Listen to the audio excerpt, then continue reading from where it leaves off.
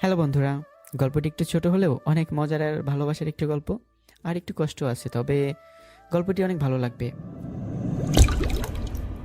আমার নাম রাকিব হাসান রাজ। আমার ছোট একটা বোনও আছে, সে ইন্টার ফার্স্ট ইয়ারে পড়ে। আমি এতদিন বিদেশ থেকে পড়াশোনা কমপ্লিট করে আজ সকালে বাসায় আসলাম। বাসায় এসে দেখে আব্বু কিছু নিয়ে একটা কাজ করছে। আমাকে দেখে কিছু বললো না, তবে এটা আমার অভ্যাস হয়ে গেছে। আব্বু বিজনেস ব্যতীত কিছুই বোঝে না। আরে, তুই কখন এলি? এই যে আম্মু, এইমাত্রই আসলাম।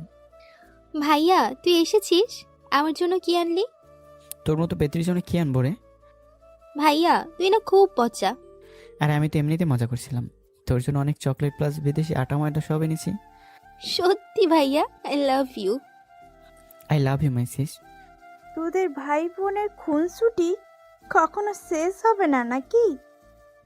আমি গিয়ে ফ্রেশ হয়ে আসি। দাঁড়া। আমি পিছনে তাকিয়ে দেখি আব্বু আমাকে ডাকছে।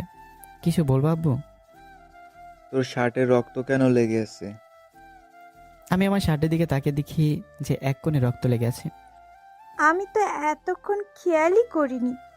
তুই কি ব্যথা পেয়েছিস নাকি? ভাইয়া ব্যথা পাবে? হ্যাঁ শালি, বলো কাকে বা কাদের ব্যথা দিয়ে এসেছে? আসলে আমি যখন এয়ারপোর্ট থেকে বাসায় আসতেছিলাম, তখন দেখলাম রাস্তায় কয়েকজন বখাটে মিলে একজন লোককে খুব মারছে আর তার ব্যাগ ছিনতাই করার চেষ্টা করছে।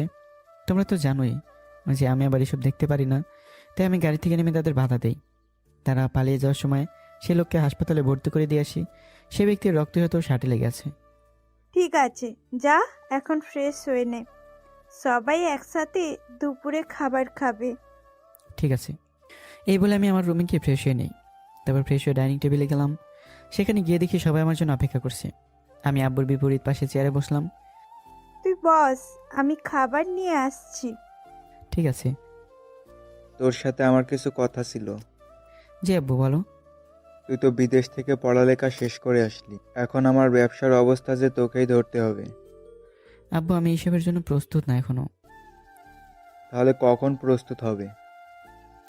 আব্বু, আমি আসলে নিজের যোগ্যতায় কিছু করতে চাই। এত সহজ না নিজের যোগ্যতায় কিছু করা। আমার বাবা এই ব্যবসা গড়ে তুলেছিল, আমি সেটা তিলে তিলে গড়ে আজ এই পজিশনে এসেছি। আমি জানি আব্বু, কিন্তু আমি আগে নিজের যোগ্যতায় কিছু করতে চাচ্ছি। আমার পড়ালেখাকে কোনো কাজে ইনভেস্ট করতে ইচ্ছুক। হ্যাঁ ভালো, কিন্তু তুমি কি জানো নিজের যোগ্যতায় কিছু করতে হলে একেবারে শূন্য পজিশন থেকে শুরু করতে হবে? জানি। তাহলে তুমি এখানে কেন? মানে? একেবারে জিরো পজিশন মানে রাস্তা থেকে শুরু করতে হবে। আজকে থেকে তুই আর এই বাড়িতে থাকতে পারবি না। যখন তুই দেখবি মানুষ একা কতটা অসহায়, তখন তুই বুঝবি যে একা থেকে কখনো কিছু করা যায় না। তুমি এসব কি বলছো? আমার ছেলে রাস্তায় থাকবে মানে? তুমি বাবা ছেলের ব্যাপারে ঢুকবে না। যখন দেখবে নিজের খাবার টাকা পর্যন্ত নেই, তখন আসবে আমার কাছে। ওকে আব্বু, আই চ্যালেঞ্জ ইউ। একদিন আমি বড় কিছু হয়ে দেখাবো। এই বলে আমি নিজের রুমে গেলাম। সেখানে গিয়ে আমি আমার ব্যাগ কাঁধে নিয়ে বেরিয়ে পড়লাম অজানা উদ্দেশ্যের দিকে। আম্মু আর আমার ছোট বোন আমাকে আটকানোর চেষ্টা করলেও কিছুই করতে পারেনি, কারণ তারা আব্বুকে ভয় পায়। আসলে আব্বুর রাগ উঠলে আব্বু কী করে বা বলে তা আব্বু নিজেও জানে না, কিন্তু পরে তা নিয়ে আফসোস করে। আমি আমার একমাত্র বন্ধু রাহুলের গ্যারেজে আসলাম। সে আমার প্রকৃত বন্ধু। আমি বিদেশ যাওয়ার আগে আব্বুর কাছ থেকে টাকা নিয়ে রাহুলকে দেই। ও গ্যারেজ চালু করে। সে এসব মেকানিক কাজে এক্সপার্ট, কিন্তু গরিব বলে কিছু করতে পারিনি, তাই আমি ওকে সাহায্য করেছিলাম। আমি রাহুলের গ্যারেজে গেলাম। কী রে দোস্ত, কী অবস্থা তোর? আমি ভালো আছি, কিন্তু তুই কবে দেশে এলি? এই তো আজকেই। ভেবেছিলাম সবাইকে সারপ্রাইজ দেবো, কিন্তু আমি নিজেই সারপ্রাইজ হয়ে গেলাম। কি হয়েছে তুই সব বল আমাকে। আমি তারপর রাহুলকে খুলে বললাম সব কিছু। দেখ দোস্ত, তোর যতদিন ইচ্ছে ততদিন আমার কাছে থাক। তোর দয়ায় এই গ্যারেজে অনেক জায়গা। আমরা সবাই এক পরিবারের মতো থাকি। এই জায়গায় গ্যারেজ, রুম, রান্নাঘর সব আছে। ভাই, আমাকে একটা কাজ দে। যেরকম কাজ আছে তাই দে, যেখানে টাকাও নেই। আমি আব্বুকে দেখাতে চাই যে আমি কিছু করতে পারি। তোর কাজ লাগবে মানে? তুই বরং আমাদের কাজ দে। দোস্ত, এত কথা বলিস না। আমি যা বলছি তা কর। দাঁড়া, আমি একটা ফোন করে আসি। রাহুল ফোন করে আসলো। একটা কাজ আছে তোর জন্য, যেটা তোর কমফোর্টেবল হবে মনে হয়। কী কাজ? তারপরে তো সবই শুনলেন। আমি আজকে জয়েন করলাম, কিন্তু মনে হচ্ছে না এই কাজ আমার জন্য সুবিধার হবে। প্রথম দিন কাজ করলাম রাত 12টা পর্যন্ত। পরের দিন সকালে, কি রে, আজকে চাকরিতে গেলি না? দোস্ত আমি এই চাকরিটা করতে পারবো না।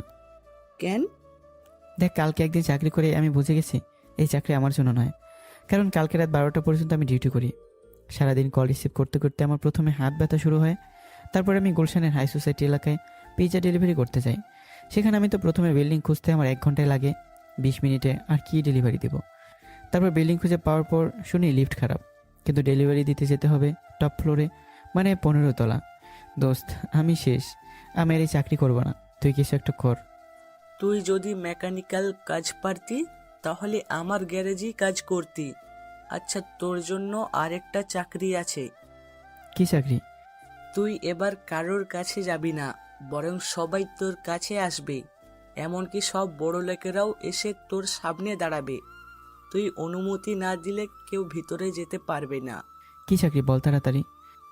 শপিং মলে সিকিউরিটি গার্ড। শেষমেশ সেটাই করতে হলো। ঠিক আছে, আমি করব। তাহলে আমার সাথে চল। আমি রাহুলকে সাথে নিয়ে নতুন চাকরিতে জয়েন করলাম।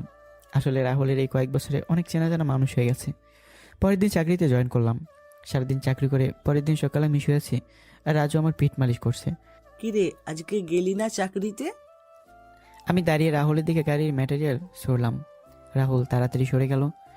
তুই কি পাগল হলি নাকি? আমি তোর কোন কালে শত্রু রে দোস্ত? তুই কেন আমাকে এসব ফালতু চোখ খুঁজে দেস? কেন, আবার কি হলো? আমি গতকাল সারাদিন সবাইকে চেক করতে করতে আমার পিঠ আর কোমর শেষ। সবাইকে নিচু হয়ে চেক করতে করতে আমার অবস্থা করুন। তাহলে তুই বল, তুই কিরকম কাজ করতে ইচ্ছুক? তোকে কিছু করতে হবে না, আমি আমার চাকরি নিজে খুঁজে নেব। তাহলে তুই খোঁজ, আমি গেলাম। রাহুল কাজে চলে গেল। রাজু বলতো, এই শহরে কোন চাকরি বা ব্যবসায় অনেক টাকা আয় করা যায়?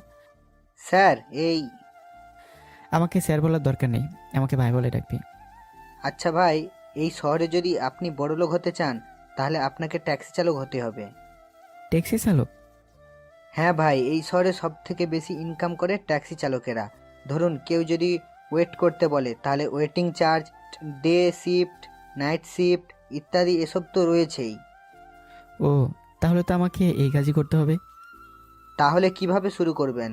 দেখি রাহুল আগে আসুক, তারপর ওর সাথে কথা বলে দেখি। দুপুরে খাবারের সময় রাহুল আসলো। তোর সাথে কিছু কথা ছিল।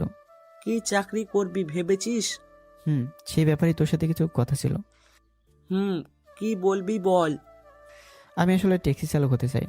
শুনলাম নাকি একজন ট্যাক্সি চালক অনেক ইনকাম করে। তুই ঠিকই শুনেছিস, কিন্তু একজন ট্যাক্সি চালক যেমন অনেক টাকা আয় করে, তেমনি অনেক টাকাও ব্যয়ও করতে হয়। মানে? তোর কি ড্রাইভিং লাইসেন্স আছে?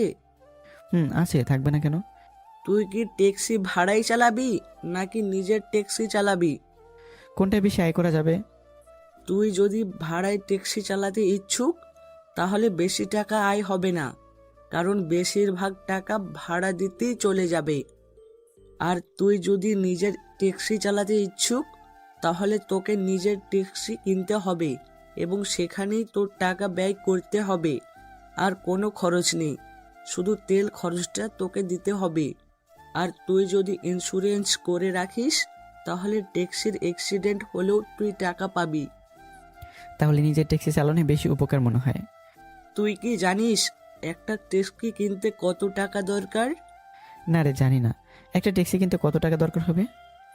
কমপক্ষে হলো 3-4 লক্ষ টাকা। এই সামান্য টাকা? দূর, এটা কোনো টাকা হলো নাকি? দোস্ত, তুই মনে হয় ভুলে গেছিস যে তোর বাপ তোকে বাড়ি থেকে বের করে দিয়েছে, আর তোকে নিজের দমের ট্যাক্সি কিনতে হবে। খাইছে রে বন্ধু, তুই বিশ্বাস কর আমি সত্যি ভুলে গেছিলাম। এবার আমি কি করি? দোস্ত তুই একটা কিছু কর, আমি তোর টাকা সময় মতো ফিরিয়ে দেব। তুই যদি আমার কাছে আমার জীবনটাও চাইতি না তাহলে আমি তাও দিয়ে দিতাম। তোর কারণে আমি একটা জীবিকা নির্বাহের সুযোগ পেয়েছি। কিন্তু দোস্ত, আমার কাছে এখন এত ক্যাশ টাকা নেই, আর যা আছে তাতে চলবে না। সমস্যা নেই, অ্যাকাউন্টে যা আছে তাতেই হয়ে যাবে। কিন্তু ওস্তাদ, সেটা তো... চুপ কর। না রাজু, তুই চুপ করবি না, কি হয়েছে তুই বলতো আমাকে।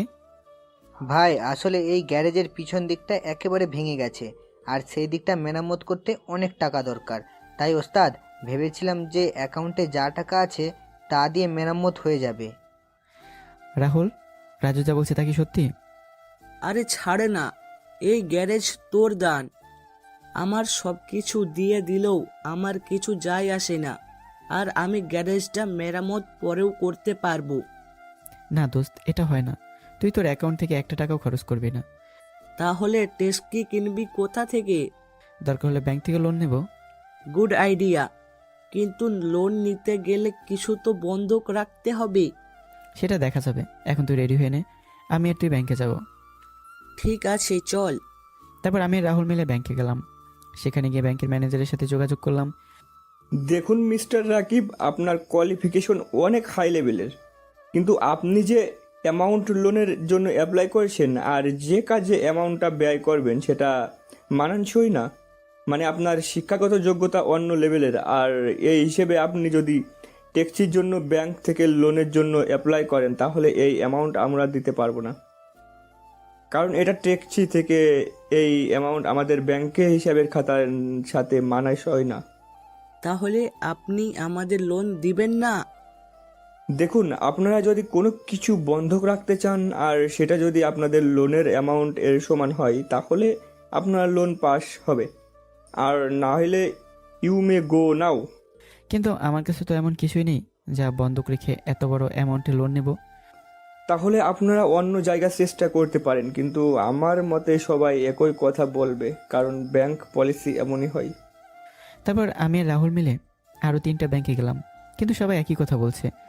আর রাতও হয়ে এসেছে, তাই আমরা দুজন গ্যারেজে চলে আসলাম। সকালে যখন আবার বের হবো তখন দেখ দোস্ত, আমরা অনেক ব্যাংক ঘুরেছি, কিন্তু কেউ আমাদের লোন পাস করবে না। কিছু একটা বন্ধক রাখতে হবে। আমি জানি বন্ধু, কিন্তু তুই তো জানিস যে আমার কাছে এমন কিছুই নেই যা বন্ধক রেখে আমি লোন আনবো। তোর কাছে নেই, কিন্তু আমার কাছে তো আছে। মানে? মানেটা হলো আমি আমার এই গ্যারেজটা বন্ধক রাখবো। তুই পাগল হলি নাকি? এই গ্যারেজটা তো ছোটবেলার স্বপ্ন, আর তুই আজকে তোর স্বপ্ন এভাবে ভেঙে দিবি? এই গ্যারেজটাও যে তোরই অবদান। এখন তুই যদি আমার থেকে এই হেল্প না নিয়েছ, তাহলে তুই আমাকে আর বন্ধু বলে ডাকবি না। সবাই বলে টাকা দিয়ে সব সম্পর্ক টিকে থাকে, কিন্তু বন্ধুত্ব টিকে থাকে ভালোবাসা দিয়ে, আর সেটা তুই আজকে প্রমাণ করে দিলি। কথাটা বলে আমি রাহুলকে জড়িয়ে ধরলাম। হয়েছে, এখন না আমাকে ছাড়, ব্যাংকেও যেতে হবে। চল। তারপর আমি আর রাহুল মিলে অন্য একটা ব্যাংকে গেলাম। সেখানে গিয়ে ব্যাংকের ম্যানেজারের কেবিনে গেলাম। ম্যানেজার অন্যদিকে ঘুরে ফাইল দেখছিল, তাই আমি তার মুখও দেখতে পাইনি। স্যার, আপনাদের ব্যাংকে একটা লোনের জন্য অ্যাপ্লাই করতে চাই। ব্যাংকের ম্যানেজার ফাইল দেখে যখন আমার দিকে ঘুরে তাকায়, তখন আমি ম্যানেজারকে দেখে অনেক অবাক হয়ে যাই, কারণ এটা সেই লোক যাকে আমি এয়ারপোর্ট থেকে ফেরার পথে বাঁচিয়েছিলাম। সেও আমাকে দেখে অবাক হয়েছে, এটা তার মুখ দেখলে বোঝা যায়। আরে ভাই, আপনি? ম্যানেজার, আপনি কি রাকিবকে চেনেন নাকি? আরে তোকে এদিন বললাম না যে এয়ারপোর্ট থেকে আসার সময় এক লোককে ছিনতাইয়ের হাত থেকে বাঁচিয়েছিলাম, এই সেই লোক। ও, সেদিন আমি ব্যাংকের টাকা নিয়ে হেড লকারে যাচ্ছিলাম। সেদিন যদি আপনি আমাকে রক্ষা করতেন তাহলে আমার চাকরি হয়তো আর থাকতো না। বাদ দেন বিষয়টা, সেটা তো আমার মানবিক দায়িত্ব ছিল। আপনারা এখানে কি কোনো কাজের জন্য এসেছেন?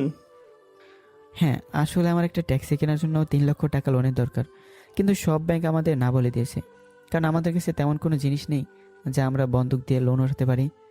এটা কোনো ব্যাপার না, আমি আপনার লোন পাস করিয়ে দেব।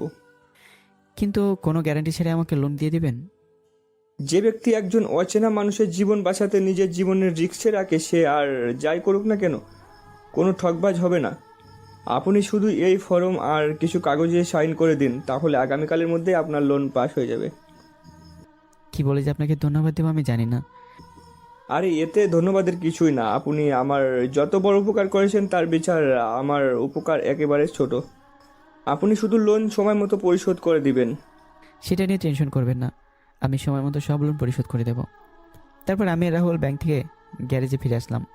দেখলি তো, ভালো মানুষের সাথে সবসময় ভালোই হয়। তুই একবারেই ঠিক কথা বললি, আবার এদিক থেকে তোর গ্যারেজটা বেঁচে গেল। তাও ঠিক। পরের দিন সকালে আমি রাহুল ব্যাংক থেকে টাকাটা নিয়ে শোরুমে চলে গেলাম। তারপর রাহুল গাড়ির কোয়ালিটি চেক করে একটা উন্নত মানের কম দামি ট্যাক্সি প্রায় 3 লক্ষ টাকায় কিনে নিল। তারপর রাহুল আমার রেজিস্ট্রেশন আর সাথে যা কাগজপত্র আছে সব ঠিক করে দিল। আমার গাড়িটা ট্যাক্সি বললে ভুল হবে, ক্যাবের মতো। অনলাইনে ওয়েবসাইটে আমরা একটা অ্যাকাউন্টও খুলেছি। এখন যে কেউ আমাকে আমার ট্যাক্সিকে অনলাইনে বুকিং করতে পারবে। আমি একটা নতুন সিম নিয়েছি, সেখানে শুধু বিজনেসের ব্যাপারে কথা বলবো। প্রথম দিন ট্যাক্সি স্ট্যান্ডে গেলাম, প্রায় 2 ঘন্টা হয়ে গেল, কোনো প্যাসেঞ্জার নেই। এখন বুঝতেছি যে টাকা ইনকাম করা কত কষ্টের ব্যাপার। হঠাৎ একজন ছেলে প্যাসেঞ্জার আসলো, বয়স 30-এর মতো হবে। ভাই কলেজে যাবেন? যাবো তো, ওঠেন। তারপর প্যাসেঞ্জারকে ভার্সিটিতে রেখে আসলাম। এইভাবে প্রথম দিন মোট 4 জন প্যাসেঞ্জার আমার ট্যাক্সিতে উঠেছে। সন্ধ্যার দিকে গ্যারেজে ফিরে আসলাম। কি অবস্থা ভাই, প্রথম দিন কেমন কাটলো? না রে, সারাদিনে মাত্র 4 জন প্যাসেঞ্জার পেয়েছি, আর সারাদিনে ইনকাম মাত্র 670 টাকা। চিন্তা করিস না, আস্তে আস্তে সব ঠিক হয়ে যাবে। তাই যেন হয়। আমাদের কথা বলার সময় হঠাৎ আমার ফোন বাজা শুরু করলো। কি রে, কে ফোন দিল? বাসা থেকে নাকি? না, আমি তো আমার আগের সিম ডিঅ্যাক্টিভেট করে ফেলেছি আর নতুন সিম নিয়েছি, যেটা অনলাইনে বুকিংয়ের জন্য। তাহলে মনে হয় কোনো প্যাসেঞ্জারের ফোন, তাড়াতাড়ি তোল। কিন্তু আমি আজ অনেক ক্লান্ত, তাই আজকে আর কোথাও যেতে পারবো না। আরে হাদারাম, নাইট শিফটে অনেক টাকা আসে, সাধারণ চার্জের থেকেও 3 গুণ টাকা বেশি। তারপর আমি কলটা রিসিভ করলাম, আর ওই পাশ থেকে একটা মেয়ের কণ্ঠ শুনতে পেলাম। হ্যালো, আমার একটা ট্যাক্সি প্রয়োজন। কিন্তু এখন তো রাত 8টা বাজে, আর আমার শরীর অনেক ক্লান্ত। আপনি অন্য কোনো ট্যাক্সির ব্যবস্থা করুন। আপনি যত টাকা চান দেবো, তাও প্লিজ আসুন। ঠিক আছে, অ্যাড্রেসটা বলুন। আসলে টাকার কথা শুনে রাজি হয়ে গেলাম। আপনি অ্যাঞ্জেল নাইট ক্লাবে চলে আসুন। ঠিক আছে, আধ ঘন্টার মধ্যে আসতেছি। এই বলে আমি রাহুলকে বিদায় জানিয়ে অ্যাঞ্জেল নাইট ক্লাবের উদ্দেশ্যে বেরিয়ে পড়লাম। আর একটা কথা, আপনারা হয়তো ভাবছেন যে আমি বিদেশ থেকেও এই দেশের রাস্তাঘাট কীভাবে চিনি। আসলে আমার ড্রাইভিং এক্সপিরিয়েন্স আছে, সাথে আমার ট্যাক্সিতে জিপিএস সিস্টেমও লাগানো আছে, যার ফলে আমার রাস্তাঘাট চিনতে কোনো সমস্যা হয় না। আমি অ্যাঞ্জেল নাইট ক্লাবে পৌঁছাতে পৌঁছাতে প্রায় রাত 10টা বেজে গেল। আমি সেই মেয়েকে আবার ফোন দিলাম, তিনি কোথায় সেটা জানার জন্য। হ্যালো ম্যাম, আপনি কোথায়? আমি তো ক্লাবে পৌঁছে গেছি। হ্যাঁ, ক্লাবের দরজার কাছে আসুন। ঠিক আছে। ফোন রেখে আমি ক্লাবের দরজায় গেলাম। সেখানে গিয়ে দেখি এক রূপসী কন্যা বসে আছে, কিন্তু ফুল মাতাল হয়ে। আমি বুঝে গেলাম এই সে মেয়ে যে আমাকে ফোন করেছিল। ম্যাম, আমি সেই ট্যাক্সি চালক যাকে আপনি ফোন করেছিলেন, আসুন। আমি ট্যাক্সিতে কিভাবে যাব? দেখছেন না আমার অবস্থা, আমাকে নিয়ে চলুন। ঠিক আছে, চলুন। তারপর আমি মেয়েটাকে ধরে ধরে আমার ট্যাক্সির কাছে নিয়ে গেলাম, তাকে আমার পাশে বসালাম। আমি ড্রাইভিং সিটে গিয়ে বসলাম। ম্যাম, এখন বলুন কোথায় যাবেন? যেখানে ইচ্ছে সেখানে নিয়ে যাও। ম্যাম, এত রাতে ফাজলামি করবেন না, প্লিজ বলুন কোথায় যাবেন। পার্ক স্ট্রিটে নিয়ে চলুন। ঠিক আছে। তারপর মেয়েটাকে নিয়ে পার্ক স্ট্রিটে যাওয়ার জন্য গাড়ি চালানো শুরু করলাম। তোমার পাশে একটা হট মেয়ে বসে আছে, আর তুমি তার সুযোগ নিচ্ছ না। ম্যাম, আপনি ফুল মাতাল হয়ে গেছেন, কি বলতেছেন আপনি নিজেই জানেন না। আমি তোমার মতো এত হ্যান্ডসাম স্টাইলিশ ট্যাক্সি চালক কখনো দেখিনি। Thanks ma'am. আসলে আমি আমার জামা কাপড় নিয়ে বাসা থেকে বের হয়েছিলাম, আর আমি সবসময় স্টাইলিশ থাকতে পছন্দ করি। কিছুক্ষণ পর ম্যাম আমরা পার্ক স্ট্রিটে পৌঁছে গেছি। এখন কোন দিকে যাব? ম্যাম, কোথায় যাব? এবারও কোনো উত্তর না পাই আমি ম্যামের দিকে তাকালাম। আমি মেয়েটার দিকে তাকিয়ে পুরো 440 ভোল্টের শক খেলাম, কারণ আমি তাকে দেখি সে ঘুমিয়ে পড়েছে। আমি ভয় পেয়ে গেলাম, কারণ আমি জানি কেউ যদি নেশা করে ঘুমায় তাহলে তার ঘুম ভাঙতে 10 ঘন্টার মতো সময় লাগবে। এখন আমি কি করি? দেখি মেয়েটার পার্সে কোনো ঠিকানা পাওয়া যায় কিনা। মেয়েটার পার্স থেকে একটা আইডি কার্ড পেলাম, যেখানে দেখলাম মেয়েটার নাম সোনালিকা, আর মেয়েটি কলেজে ইন্টার ফাইনাল ইয়ারে পড়ে। এখন আমি কি করি, মাথায় তো কিছু ঢুকছে না। রাত 1টা বেজে গেছে। এত রাতে এভাবে একটা মেয়ের সাথে থাকলে আমার জন্য ভালো হবে না। আমি মেয়েটাকে নিচ থেকে উপর পর্যন্ত একবার দেখলাম। দেখে বোঝা যাচ্ছে মেয়েটা বড় লোক ঘরের মেয়ে, মনে হচ্ছে কোনো পার্টি থেকে মাতাল হয়ে এসেছে। একেবারে শর্ট ড্রেস পরেছে, হাঁটুর উপর পর্যন্ত ড্রেস উঠেছে। যে কেউ এভাবে একটি মেয়েকে দেখলে নিজের উপর কন্ট্রোল হারিয়ে ফেলবে। না না, আমি কি ভাবছি, কিন্তু আমি তো এক ঘোরের মধ্যে চলে গেছি। আমি মেয়েটার দিকে এগোতে লাগলাম। মেয়েটার ঠোঁটের কাছে গিয়ে আবার ফিরে আসলাম। নিজেকে নিজে 2টা থাপ্পড় দিলাম এইসব উল্টাপাল্টা চিন্তা ভাবনার জন্য। আমি সোনালিকার পার্স থেকে ওর মোবাইলটা বের করলাম, যদি কারোর সাথে যোগাযোগ করতে পারি। কিন্তু না, এটাতেও কোনো কাজ হলো না। মোবাইলের ব্যাটারিও 0%। এখন নিজের উপর রাগ হচ্ছে, কেন আমি এই জায়গায় আসলাম? কথায় আছে না, অতি লোভে তাঁতি নষ্ট। ঠিক সেই মুহূর্তে আমার কানে পুলিশের গাড়ির আওয়াজ শুনতে পেলাম। আমার মাথায় একটা আইডিয়া আসলো, সাথে আমার মুখে হাসি ফুটে উঠলো। সকালবেলা সোনালিকার ঘুম ভাঙছে। সে তার উপর একটা জ্যাকেট দেখতে পেল। সে একটু নড়তে ব্রেঞ্চ থেকে পড়ে গেল। আউস, কি ব্যথা! সোনালিকার কথা শুনে একটি লেডি কনস্টেবল আসলো। ঘুম ভাঙলো মহারানীর? আমি এখন কোথায়? কোথায় আবার, জেলে? জেলে মানে? আমি জেলে কি করছি? কিছু করনি মানে? এত ড্রিঙ্ক কি কেউ করে? আসলে আমি ড্রিঙ্কস করি না, কিন্তু গতকাল আমার ফ্রেন্ডের বার্থডেতে পার্টিতে বন্ধুরা মিলে জোর করে ড্রিঙ্কস করিয়ে দেয়। ভাগ্য ভালো ছিল যে তোমার ট্যাক্সি চালক সৎ আর নিষ্ঠাবান ছিল, তাই সে তোমাকে আমাদের কাছে রেখে যায় আর তার জ্যাকেট তোমার উপরে দিয়ে যায়। এরকম ড্রেস কি কেউ পরে? কাল যদি অন্য কেউ থাকতো আর তার নিয়ত যদি খারাপ থাকতো, তাহলে এতক্ষণে আমরা তোমাকে খুঁজতাম আর তোমার জামা কাপড়বিহীন দেহ রাস্তার মোড়ে পড়ে থাকতো। আসলে আমি এরকম ড্রেস পরি না, কিন্তু বার্থডেতে। সে বলল, পার্টিতে সব বন্ধুরা জোর করে এই ড্রেসটা পরেছে। ঠিক আছে, এই নাও তোমার মোবাইল আর পার্স। ধন্যবাদ। ধন্যবাদ তো তোমার সেই ট্যাক্সি চালককে দেওয়া উচিত, যে তোমাকে এখানে নিয়ে এসেছে। আমি তাকে কোথায় পাবো? তা আমি কি করে জানবো? ও, তারপর সোনালিকা তার মোবাইল আর পার্স আর আমার জ্যাকেট সাথে নিয়েই থানা থেকে বের হয়ে গেল। তারপর সেখান থেকে একটা ট্যাক্সি করে তার বাসায় চলে গেল। বাসায় যেতেই, dad sorry for letting line. মিথ্যা কথা বলার জায়গা পাস না। আমি তো সব বন্ধুকে ফোন করেছিলাম, কিন্তু তারা সবাই বলল তুই নাকি রাত 11টার দিকে ক্লাব থেকে বের হয়ে গেছিস। আসলে গতকাল হয়েছিলটা কি? তারপর সোনালিকা তার আব্বুকে গতকালের সব ঘটনা খুলে বলল। কি, আমার এত আদরের মেয়েকে সারা রাত জেলে আটকে রেখেছে? Dad, why are you angry? গতকাল তো আমার ভাগ্য ভালো ছিল বলেই এত সৎ একজন ড্রাইভার পেয়েছি যে আমাকে নিরাপদে থানায় রেখে এসেছে। তাও ঠিক, গতকাল যদি আমার গাড়িটা নিয়ে যেতি তাহলে এই সমস্যা হতো না। Dad, I am sorry. ঠিক আছে, এখন গিয়ে ফ্রেশ হয়ে নাও। Okay dad. সোনালিকার ব্যাপারে তো আপনাদের কিছুই বলা হয়নি। সে হলো এই দেশের অন্যতম বিজনেসম্যান রফিক সাহেবের মেয়ে। তার মা ছোটবেলায় মারা গিয়েছিল। আমার বাবার থেকেও রফিক সাহেবরা অনেক নিম্ন স্তরের বড় লোক। সোনালিকা বাবার ভালোবাসায় আর টাকায় মোটামুটি অহংকার হলেও মনটা ভালো। আর যখন রাগ উঠে যায় তখন সে অহংকার আর বদমেজাজি হয়ে যায়। সোনালিকা তার রুমে গিয়ে ফ্রেশ হয়ে নিল আর আমার জ্যাকেটটা সুন্দর করে দেখতে লাগলো আর ভাবতে লাগলো যে করে হোক আমাকে খুঁজে বের করবে আর ধন্যবাদ দেবে। আমার যতটুকু মনে আছে ট্যাক্সি চালকটা খুবই স্টাইলিস্ট আর হ্যান্ডসাম ছিল। তাকে খুঁজে তার জ্যাকেটটা ফিরিয়ে দিতে হবে, সাথে ধন্যবাদ দিতে হবে, তার ভাড়াটাও দিতে হবে। কিন্তু সে আমার যত বড় হেল্প করেছে তার সামনে আমার সব সম্পত্তি দিলেও তার হিসাব মিটবে না। এইদিকে আমি আমার ট্যাক্সিতে করে প্যাসেঞ্জারদের তাদের গন্তব্যে পৌঁছে দিচ্ছি। আমি আজকে সন্ধ্যার মধ্যেই গ্যারেজে ফিরে গেলাম। কি রে, আজকে এত তাড়াতাড়ি ফিরে এলি যে? আজকে ভালো লাগতেছে না তাই তাড়াতাড়ি চলে আসলাম। ভাইয়ের শরীর কি খারাপ নাকি? না রে, এমনি চলে আসলাম। আসলে গতকাল দেরি করে এসেছিলাম তাই আজকে তাড়াতাড়ি চলে আসলাম। হ্যাঁ, এই কথাটাই তো তোকে জিজ্ঞাসা করব বলে আর করাই হয়নি। তুই কাল রাত 2টার দিকে কোথা থেকে এলি আবার খালি হাতে? তারপর আমি রাহুলকে গতকালকের ব্যাপারে সব খুলে বললাম। তোর লাভ তো হলোই না, বরং আরো ক্ষতি হয়ে গেল। তোর এত দামি আর শখের জ্যাকেটটা একটা অচেনা মেয়েকে দিয়ে দিলি। তাহলে আমি কি করতাম? যে শর্ট ড্রেস পরেছিল তাতে তাকে পুলিশ স্টেশনে রেখে আসতেও আমার কেমন যেন অস্বস্তি লাগছিল। তার উপর যে ঠান্ডা পড়েছে তাই তার উপরে আমার জ্যাকেটটা দিয়ে এসেছিলাম। তারপর কি কোনো খোঁজ খবর নিয়েছিলি? থানায় গিয়েছিলাম কিন্তু মেয়েটা ছিল না। তাহলে মেয়েটা তোমাকে ধন্যবাদ না দিয়ে চলে গেল? কত বড় অকৃতজ্ঞ মেয়ে ভেবে দেখো। না রে রাজু, মেয়েটা আমার ব্যাপারে খোঁজ নিয়েছিল কিন্তু কোনো খোঁজ পাইনি। ঠিক আছে, এখন গিয়ে ফ্রেশ হয়ে শুয়ে পড়, রাতে ডিনারের সময় ডাকবো তোকে। ঠিক আছে। তারপর আমি ফ্রেশ হয়ে শুয়ে পড়লাম। রাতে রাজু এসে ডেকে যায় ডিনারের জন্য। আমি ডিনার করে ঘুমিয়ে পড়ি। পরদিন আমি আবার সময় মতো ট্যাক্সি স্ট্যান্ডে চলে যাই। অন্যদিকে ভার্সিটিতে। বুঝলি রে হিয়া, আমি যতক্ষণ পর্যন্ত ওই ট্যাক্সি চালকটাকে ধন্যবাদ না জানাই ততক্ষণ পর্যন্ত আমি ঠিক থাকতে পারবো না। তুই যে কেন বুড়ো ট্যাক্সি চালকের খেয়ালে ভাবছিস বুঝি না আমি। তুই বুড়ো কেন বললি?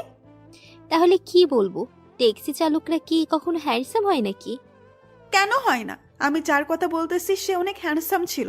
মানছি আমি নেশায় ছিলাম, তবু আমার যতটুকু মনে আছে তাতে আমি বলতে পারি ছেলেটাই ইয়ং, হ্যান্ডসাম আর স্টাইলিস্ট ছিল।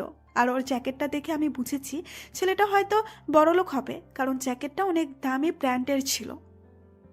ঠিক আছে, তোর কথা মানলাম। 1 মিনিট, তুই তো আমাকে বলেছিলি যে তুই সেই ট্যাক্সি চালককে ফোন কল করে ট্যাক্সিটা বুক করেছিলি, তাহলে তুই সেই নাম্বারে ফোন দে। এই আইডিয়া আমার মাথায় আগে কেন আসলো না? তুই সত্যি রে একটা জিনিয়াস। তারপর সোনালিকা আমাকে ফোন দিল। আমি ড্রাইভিংয়ে ছিলাম, তাই গাড়িটার সাইডে পার্কিং করে কলটা রিসিভ করলাম। হ্যালো, কে বলছেন? হ্যালো, আমি সোনালিকা বলছি। কে সোনালিকা? বলার পর আমার মনে পড়লো সেই মেয়েটার কথা। আমি হলাম সেই মেয়ে যাকে আপনি আমাকে মাতাল অবস্থায় লেডি কনস্টেবলের কাছে সেফলি রেখে এসেছিলেন। ও হ্যাঁ, মনে পড়েছে। তা বলুন, কি খবর আপনার? আসলে আই এম সরি, সেদিন আপনি আমার জন্য আপত্তিকর পরিস্থিতিতে পড়েছিলেন। না না, ড্রিঙ্কস করলে এরকমই হয়। তারপরেও আমার নিজের উপরে গিল্টি ফিল হচ্ছে। সে বলল আমি আপনার সাথে দেখা করতে চাই। আমি বললাম কেন? আমার সাথে কেন দেখা করবেন? আসলে আপনাকে ধন্যবাদ দেওয়ার ছিল, আর আপনার জ্যাকেটটাও আমার কাছে আছে। ঠিক আছে, কোথায় দেখা করবেন বলেন? আপনি বলেন কোথায় আসবো? আপনি এই ট্যাক্সি স্ট্যান্ডে চলে আসুন এখনই। ঠিক আছে, কিন্তু আমি আপনাকে চিনব কিভাবে? আমার তো আপনার চেহারা ঠিক মনে নেই। সমস্যা নেই, আমার আপনার চেহারা ঠিকই মনে আছে। ঠিক আছে, আমি আসতেছি। ওকে। কল রেখে আমি স্ট্যান্ডের দিকে রওনা দিলাম। এমন সময় রাস্তায় দুইজন দম্পতিকে দেখতে পেলাম। মনে হলো মেয়েটা প্রেগনেন্ট। তারা হাত দিয়ে আমার ট্যাক্সিকে থামার জন্য বলছে। আমি ট্যাক্সি তাদের সামনে থামালাম। প্লিজ আমাদের সিটি হাসপাতাল নিয়ে চলুন, আমার বউ প্রেগনেন্ট, অনেক সিরিয়াস কন্ডিশন। ঠিক আছে, চলুন। আসলে আজকে না বলে মানবতার হার হতো। তারপর তাদেরকে হাসপাতালে নিয়ে যেতে যেতে অনেকটা দেরি হয়ে যাচ্ছে। আর এদিকে সোনালিকার হিয়া দাঁড়িয়ে আছে। তারা আমার ব্যাপারে খোঁজ নিচ্ছে, কিন্তু কেউ আমার ব্যাপারে বলতে পারছে না, কারণ আমি নতুন। আমার সম্পর্কে কেউই জানে না। সোনালিকা আমাকে ফোন দিচ্ছে বারবার, কিন্তু আমার এখন হাসপাতালে যাওয়া অনেক জরুরি। কি রে, আর আসবে না মনে হয় তোর ট্যাক্সি চালক। চলে যাই। না রে, আরেকটু অপেক্ষা করি, তারপর যাব। হয়তো কোনো সমস্যায় পড়েছে, তাই আসতে লেট হচ্ছে। হতেও পারে, ঠিক আছে, অপেক্ষা করি। আমি তাদেরকে হাসপাতালে পৌঁছে দিয়ে স্ট্যান্ডের দিকে রওনা দিলাম। আমি স্ট্যান্ডের সামনে গাড়িটা পার্ক করলাম। আমি মোবাইলে দেখি মোট 35টা মিসড কল। কলের টাইম দেখে বোঝা যাচ্ছে প্রায় 1 ঘন্টা ধরে কল করছে মেয়েটি। আমি সামনে তাকে দেখলাম, 2টা মেয়ে দাঁড়িয়ে আছে স্ট্যান্ডে। আমি দেখে চিনতে পারলাম সোনালিকাকে। আমি তাদের সামনে যাওয়ার জন্য রওনা দিলাম। মনে হয় না সে আর আসবে।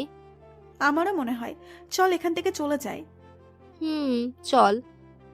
সোনালিকারা চলে যাওয়ার জন্য হাঁটা শুরু করলো। আমি তাদের কাছে যাওয়ার জন্য তাড়াতাড়ি হাঁটা শুরু করলাম। তারা আমার দিকে আসছে। আমি যেই না তাদের সামনে চলে আসলাম, অমনি আমি একটা ইটে হোঁচট খেয়ে সোনালিকার উপরে পড়ে গেলাম। আমি সোনালিকার উপর থেকে উঠে ওকে হাত দিলাম ওঠার জন্য, কিন্তু সে আমার হাত ছুঁড়ে দিয়ে নিজে উঠে নিল। সোনালিকা দাঁড়িয়ে আমার গায়ে ঠাস করে থাপ্পড় দিল। আমি শুধু মাথা নিচু করে আছি, কারণ আমার মাথা এখন গরম হয়ে গেছে। আর আমার মাথা গরম হলে আমি কি করবো তা আমি নিজেও জানি না, তাই নিজেকে শান্ত করার চেষ্টা করছি। তোর চোখ নেই নাকি বাড়িতে রেখে এসেছিস? আরে, এদের ক্যারেক্টার সম্পর্কে আমার জানা আছে। সুন্দরী মেয়ে দেখলে গায়ে পড়ে যায়। তুই ঠিক বলেছিস।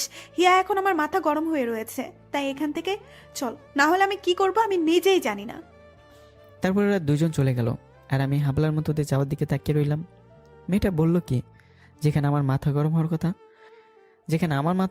কথা সেখানে ওই বলে গেল ওর মাথা গরম হয়ে গেছে। তারপর আমার মনে হলো কতক্ষণ ধরে মেয়েটা রোদে দাঁড়িয়েছিল, তাই হয়তো রেগে গেছে। আর আমরা মানুষরা যাদের উপর রাগ করি, সেই রাগ তাদের উপর না দেখে অন্যের দিকে নিজেরাই রাগ দেখাই। আমি এক মুহূর্ত সেখানে না দাঁড়িয়ে সেখান থেকে চলে গেলাম গ্যারেজে। অন্যদিকে হিয়া, আমার মনে হয় আমি সেই লোকটার সাথে খারাপ ব্যবহার করেছি। তুই ঠিকই করেছিস। তাহলে এখন কি করবি? সেই লোকটাকে তো আর পাবো না। সেই ট্যাক্সি চালককে একবার ফোন করে জিজ্ঞাসা করি যে আজকে কেন আসলো না। ফোন কর। গ্যারেজে শুয়ে শুয়ে ভাবছি যে আজ হলোটা কি। মেয়েটা প্রথমে আমাকে ডাকলো, তারপর নিজে অপমান করলো। এমন সময় আমার ফোন বাজা শুরু করলো। আমি ফোন চেক করে দেখি সোনালিকে ফোন দিচ্ছে। আমি ফোন না ধরে রেখে দিই। সোনালিকে অবিরাম ফোন দিচ্ছে। আমি বিরক্ত হয়ে ফোন ধরলাম। হ্যালো, কি জন্য ফোন দিতেছেন? আপনি এত রেগে আছেন কেন? রেগে থাকার কথা তো আমার, কারণ আজকে আপনি আপনার কথা রাখেননি। আপনি আজ কেন আসলেন না? আমি তো এসেছিলাম, কিন্তু কোনো কিন্তু নয়, কালকে আপনি এই ক্যাফেরিয়াটাতে আসবেন। কেন আসবো? আবার থাপ্পড় খাওয়ার জন্য? আপনার কথা ঠিক মানে বুঝলাম না। আপনি কখন থাপ্পড় খেলেন? আজকে আপনি ট্যাক্সি স্ট্যান্ডে যাকে থাপ্পড় দিয়েছিলেন সেই লোকটি আমি ছিলাম। কি আপনি ছিলেন? সত্যি বলতে আমি জানতাম না। মেয়েটি বলল, আসলে আপনি না আসে আমার মাথায় রাগ উঠে যায়, আর সেই সময় আপনি আমার উপরে পড়ে যান, তাই রাগের মাত্রা আরও বেড়ে যায়। বুঝেছি, আর বলতে হবে না। I am extremely sorry, please কালকে আমার সাথে দেখা করবেন। ঠিক আছে, আমি কাল যাব বলে আমি কল কেটে দিলাম। আমি ফোন রেখে দেখি আমার সামনে রাহুল দাঁড়িয়ে আছে। কে রে, কিছু বলবি? তুই এখন কার সাথে কথা বললি? কার সাথে আবার? প্যাসেঞ্জারের সাথে? না না, তুই আমাকে মিথ্যা বলতাছিস। আমি শুনেছি কাল কোথাও একটা যাবি ও পাশের ব্যক্তির সাথে। ক্যাফেটেরিয়াতে যাব সোনালিকার সাথে দেখা করতে। এই সোনালিকাটা আবার কে? আরে সেদিন বললাম না, ওই মেয়েটার ব্যাপারে, যাকে আমি পুলিশ স্টেশনে রেখে এসেছিলাম। বুঝলাম, কিন্তু সেই মেয়ের সাথে তোর আবার কিসের কথা? তারপর আমি রাহুলকে আজকে সারাদিন যা ঘটেছে সব বললাম। এই মেয়েটা তোর পিছে কেন পড়েছে? জানি না রে। আমার মনে হয় তোর প্রেমে পড়ে গেছে। আরে সে তো এখন আমার চেহারাও দেখেনি। তাহলে তুই প্রেম কর মেয়েটার সাথে। এ হয় না দোস্ত। কেন হয় না? মেয়েটা কি সুন্দর না? সুন্দর না মানে? একেবারে পরীর মতো সুন্দর। তাহলে তোর প্রবলেমটা কোথায়? আমার লক্ষ্য হলো এখন বড় লোক হওয়া, আর আব্বুকে প্রমাণ করে দেওয়া যে আমি কিছু করতে পারি।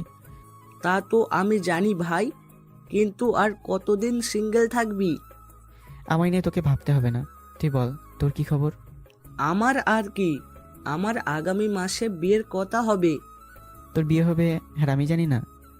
আরে আমি একটা রিলেশনে আছি, আর আব্বু আম্মুকে গ্রাম থেকে তাদের কাছে সামনের মাসে পাঠাবো আমার বিয়ের কথা বলতে। আর তুই তো আমার বিয়ের সব দায়িত্ব নিবি। তুই না থাকলে কি আমার বিয়ে হবে? এখন আমাকে পাম দিচ্ছিস, পরে তো বউ পেয়ে বন্ধুকে বলে যাবি। আরে একদম না, তুই হলি আমার জিগারের দোস্ত, তোকে কি আর ভুলতে পারি? তুই থাক, আমার ফোন এসেছে। যা। তারপর ট্যাক্সি নিয়ে আবার বের হলাম। আজকে নাইট শিফট করে মোটা অঙ্কের টাকা হাতে এসেছে। এভাবে যদি কয়েক মাস ভালো করে ইনকাম করতে পারি, তাহলে আমার জন্য আর চাকরি করতে হবে না, এই ব্যবসাতেই সেটেল হয়ে যাব। পরদিন সকালে ট্যাক্সি নিয়ে বের হলাম, আর বিকেলে সোনালিকার বলা ক্যাফেটেরিয়াতে চলে গেলাম। সেখানে গিয়ে সোনালিকাকে ফোন দিলাম। Hello ma'am. হ্যাঁ বলুন, আপনি এখন কোথায়? ক্যাফেটেরিয়ার বাইরে আছি। আমরা ভেতরে, আপনি চলে আসুন। Okay ma'am. তারপর আমি ক্যাফেটেরিয়ার ভিতরে ঢুকলাম। আশেপাশে তাকিয়ে দেখলাম সোনালিকা ম্যাম আর তার পাশে তার বান্ধবী বসে আছে ক্যাফেটেরিয়ার এক কোণার টেবিলে। সেই দিনের থেকে আজকে বেশি সুন্দর লাগছে ম্যামকে, কিন্তু আমাকে এসব বিষয় দেখলে চলবে না। আমি তাদের কাছে গেলাম। হ্যালো ম্যাম, আমি সেদিনের ট্যাক্সি চালক। সোনালিকার হিয়া আমাকে নিচ থেকে উপর পর্যন্ত চেক আউট করলো, তারপর কথা বলা শুরু করলো। ও আপনি বসেন। Thanks ma'am. এসব ম্যাম ট্যাম আমার পছন্দ হয় না। আমার নাম সোনালিকা, আর এ হলো আমার বান্ধবী হিয়া। আমি রাকিব, একজন সাধারণ ট্যাক্সি চালক। দেখে তো মনে হয় না। মানে? হিয়া বলতে চাচ্ছে যে আপনাকে থুকো, আপনি আমাদের থেকে 3-4 বছরের বড়, তাও আমি কি তোমাকে তুমি করে বলতে পারি? আমি কিছুক্ষণ চুপ থেকে তারপর বললাম, হ্যাঁ কেন নয়। আর আমি কি বলবো? তুই ভাই বলে ডাকিস। এই কথাটা বলার পরে হিয়া সোনালিকার দিকে অ্যাংরি লোকে তাকালো, আর হিয়া মুসকে মুসকে হাসছে। আপনাদের যা ইচ্ছে বলে রাখতে পারেন। আসলে হিয়া বলতে চাইছিল যে তোমাকে দেখে এত স্টাইলিস্ট লাগে যা কোনো ট্যাক্সি চালককে লাগে না। আপনি কি আমাকে এই কথা বলার জন্য ডেকেছেন? আমার কিন্তু অনেক কাজ আছে। আরে না না, আমি তো তোমাকে সেদিনের জন্য ধন্যবাদ জানাতে ডেকেছি। সেদিন তুমি না থাকলে যে আমার কি হতো। আরে না না, সেটা আমার একজন মানুষ হিসেবে কর্তব্য ছিল। আর হ্যাঁ, এটা নাও। তারপর সোনালিকা আমাকে আমার জ্যাকেটটা ফেরত দিল। Thanks for it. বাবা, তুমি তো অনেক ভালো ইংরেজি বলতে পারো। তা কতটুকু পড়ালেখা করেছো? এদের সত্যি কথা বলা যাবে না, মনে মনে বিড়বিড় করলাম। কি হলো বলো? হিয়া তো কিছু একটা জিজ্ঞাসা করেছে। আমি আর পড়ালেখা? আমি তো এক ফরেনার স্যারের থেকে 1 মাস ইংরেজি শিখেছি। 1 মাসে এত ভালো ইংরেজিতে কথা বলতে পারো? তোমার তো অনেক সার্ফ মেমোরি দেখছি। জি ম্যাম। আবার ম্যাম? আমাকে সোনালিকা বলে ডাকবে। আর বলো কি খাবে? আপনারাই অর্ডার দেন। তুই অর্ডার দে। রাকিব ভাই কি এসব খাবারের নাম জানে? এই মেয়েটা দেখি বেশি কথা বলে। আহা তুই থাম না রাকিব, তুমি অর্ডার করো। ঠিক আছে ম্যাম। তো সোনালিকা। তারপর আমি 3 জনের জন্য 3টা ব্ল্যাক কফি আর স্যান্ডউইচ অর্ডার করলাম। খেতে খেতে আমরা কথা বলছিলাম, আসলে একে অপরের সম্পর্কে কথা বলছিলাম। এমন সময় ক্যাফেটেরিয়াতে আমার আব্বু তার বিজনেস ক্লায়েন্টের সাথে এসেছে। আব্বু আমার পিছনে টেবিলে বসায় আমি বুঝতে পারিনি, কিন্তু আব্বু আমার কণ্ঠস্বর ঠিকই চিনতে পেরেছে। সেই দিন আমি বাসা থেকে বের হওয়ার পর আব্বুর মন খারাপ হয়ে গেছে, ঠিকমতো খায় না, ঘুমায় না। আব্বু ভেবেছিল যে এখন আমাকে বাসায় নিয়ে যাবে, কিন্তু আমাদের কথা শুনে সে কথা মাথা থেকে ঝেড়ে ফেলে দিল। তার রাকিব, তোমার বাসায় কে কে আছে? মা, বাবা আর এক ছোট বোন। তোমার বাবা মা আর? আমাকে জিজ্ঞেস করলো বোন কি করে। বোন ইন্টার ফার্স্ট ইয়ারে, আর আম্মু গৃহিণী। আর আব্বু কথাটা বলে আমি চুপ হয়ে গেলাম, কারণ এদেরকে সত্যি কথা বলা যাবে না। কি হলো বলো, তোমার আব্বু কি করে? আসলে আব্বু কথাটা বলে আমি আবার চুপ হয়ে গেলাম, কারণ সামনের দেয়াল পুরোটা কাচের, আর সেই কাছে আমি দেখতে পাচ্ছি যে আব্বু আমার কথা মন দিয়ে শুনছে। আমার মাথায় এক শয়তানি বুদ্ধি আসলো। আসলে ছোটবেলা থেকে আব্বুকে রাগাতে আমার অনেক ভালো লাগতো। কি হলো বলো? আব্বু আর কি করে, আমার ঘরে বসে বসে খায়, সারাদিন ঘরে বসে থাকে আর নেশা করে, বন্ধুদের সাথে বসে জুয়া খেলে। আর কি বলবো বলো। একটু স্যাড লুকিয়ে বললাম কথাগুলো, কিন্তু ভেতরে হয়তো আমি হাসছি। আর এদিকে আব্বু আমার কথা শুনে তেলে বেগুনে জ্বলছে। তাহলে তোমার পরিবারের সব চাপ তোমার উপরেই? আমার কথা রাখো, তোমার ভবিষ্যৎ পরিকল্পনা বলো। আমি লন্ডন ক্যামব্রিজ ইউনিভার্সিটিতে চান্স পেতে চাই। একটা এক্সাম দিয়েছি সেই ভার্সিটিতে চান্স পাওয়ার জন্য।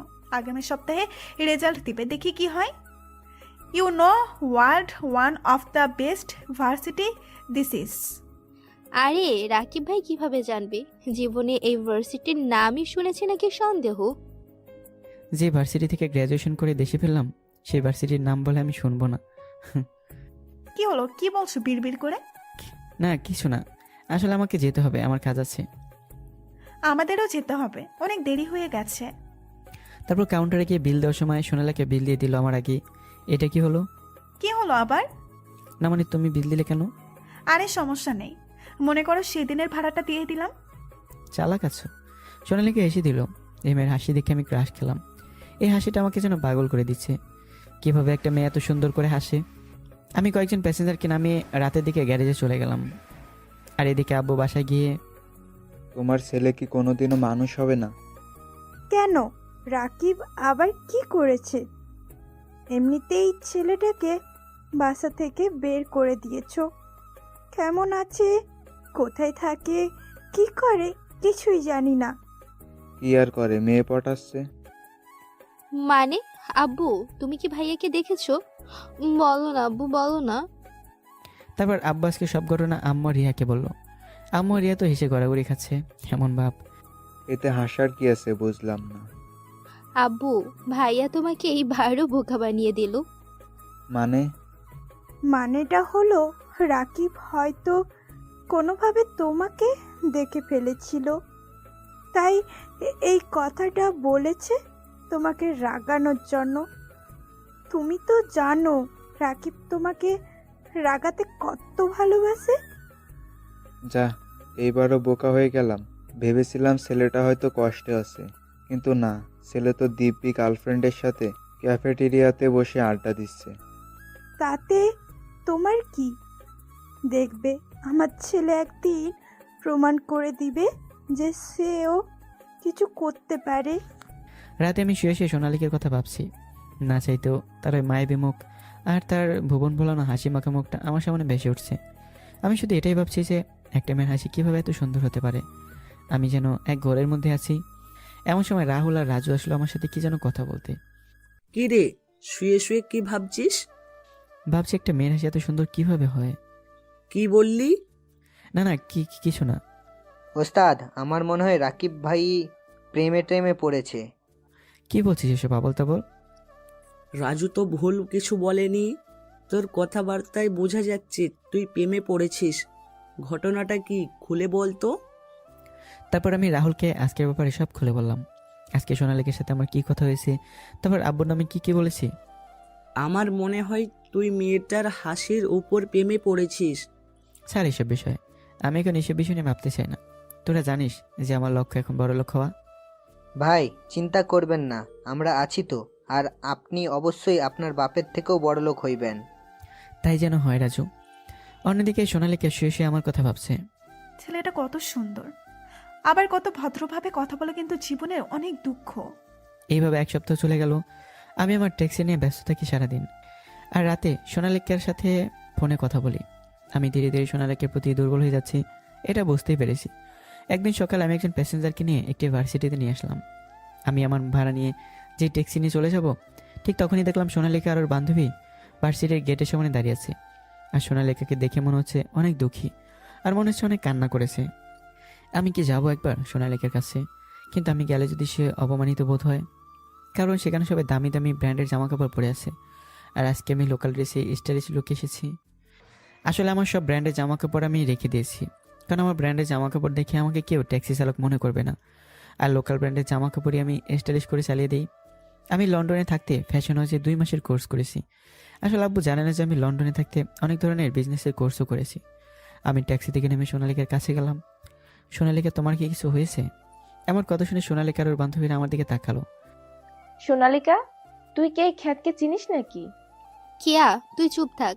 হ্যাঁ আকিব ভাই, আসলে সেদিন সোনালিকা বলেছিল না যে সে লন্ডন ক্যামব্রিজ ইউনিভার্সিটিতে চান্স পাওয়ার জন্য এক্সাম দিয়েছে, আজ রেজাল্ট দিয়েছে, কিন্তু সোনালিকা চান্স পায়নি।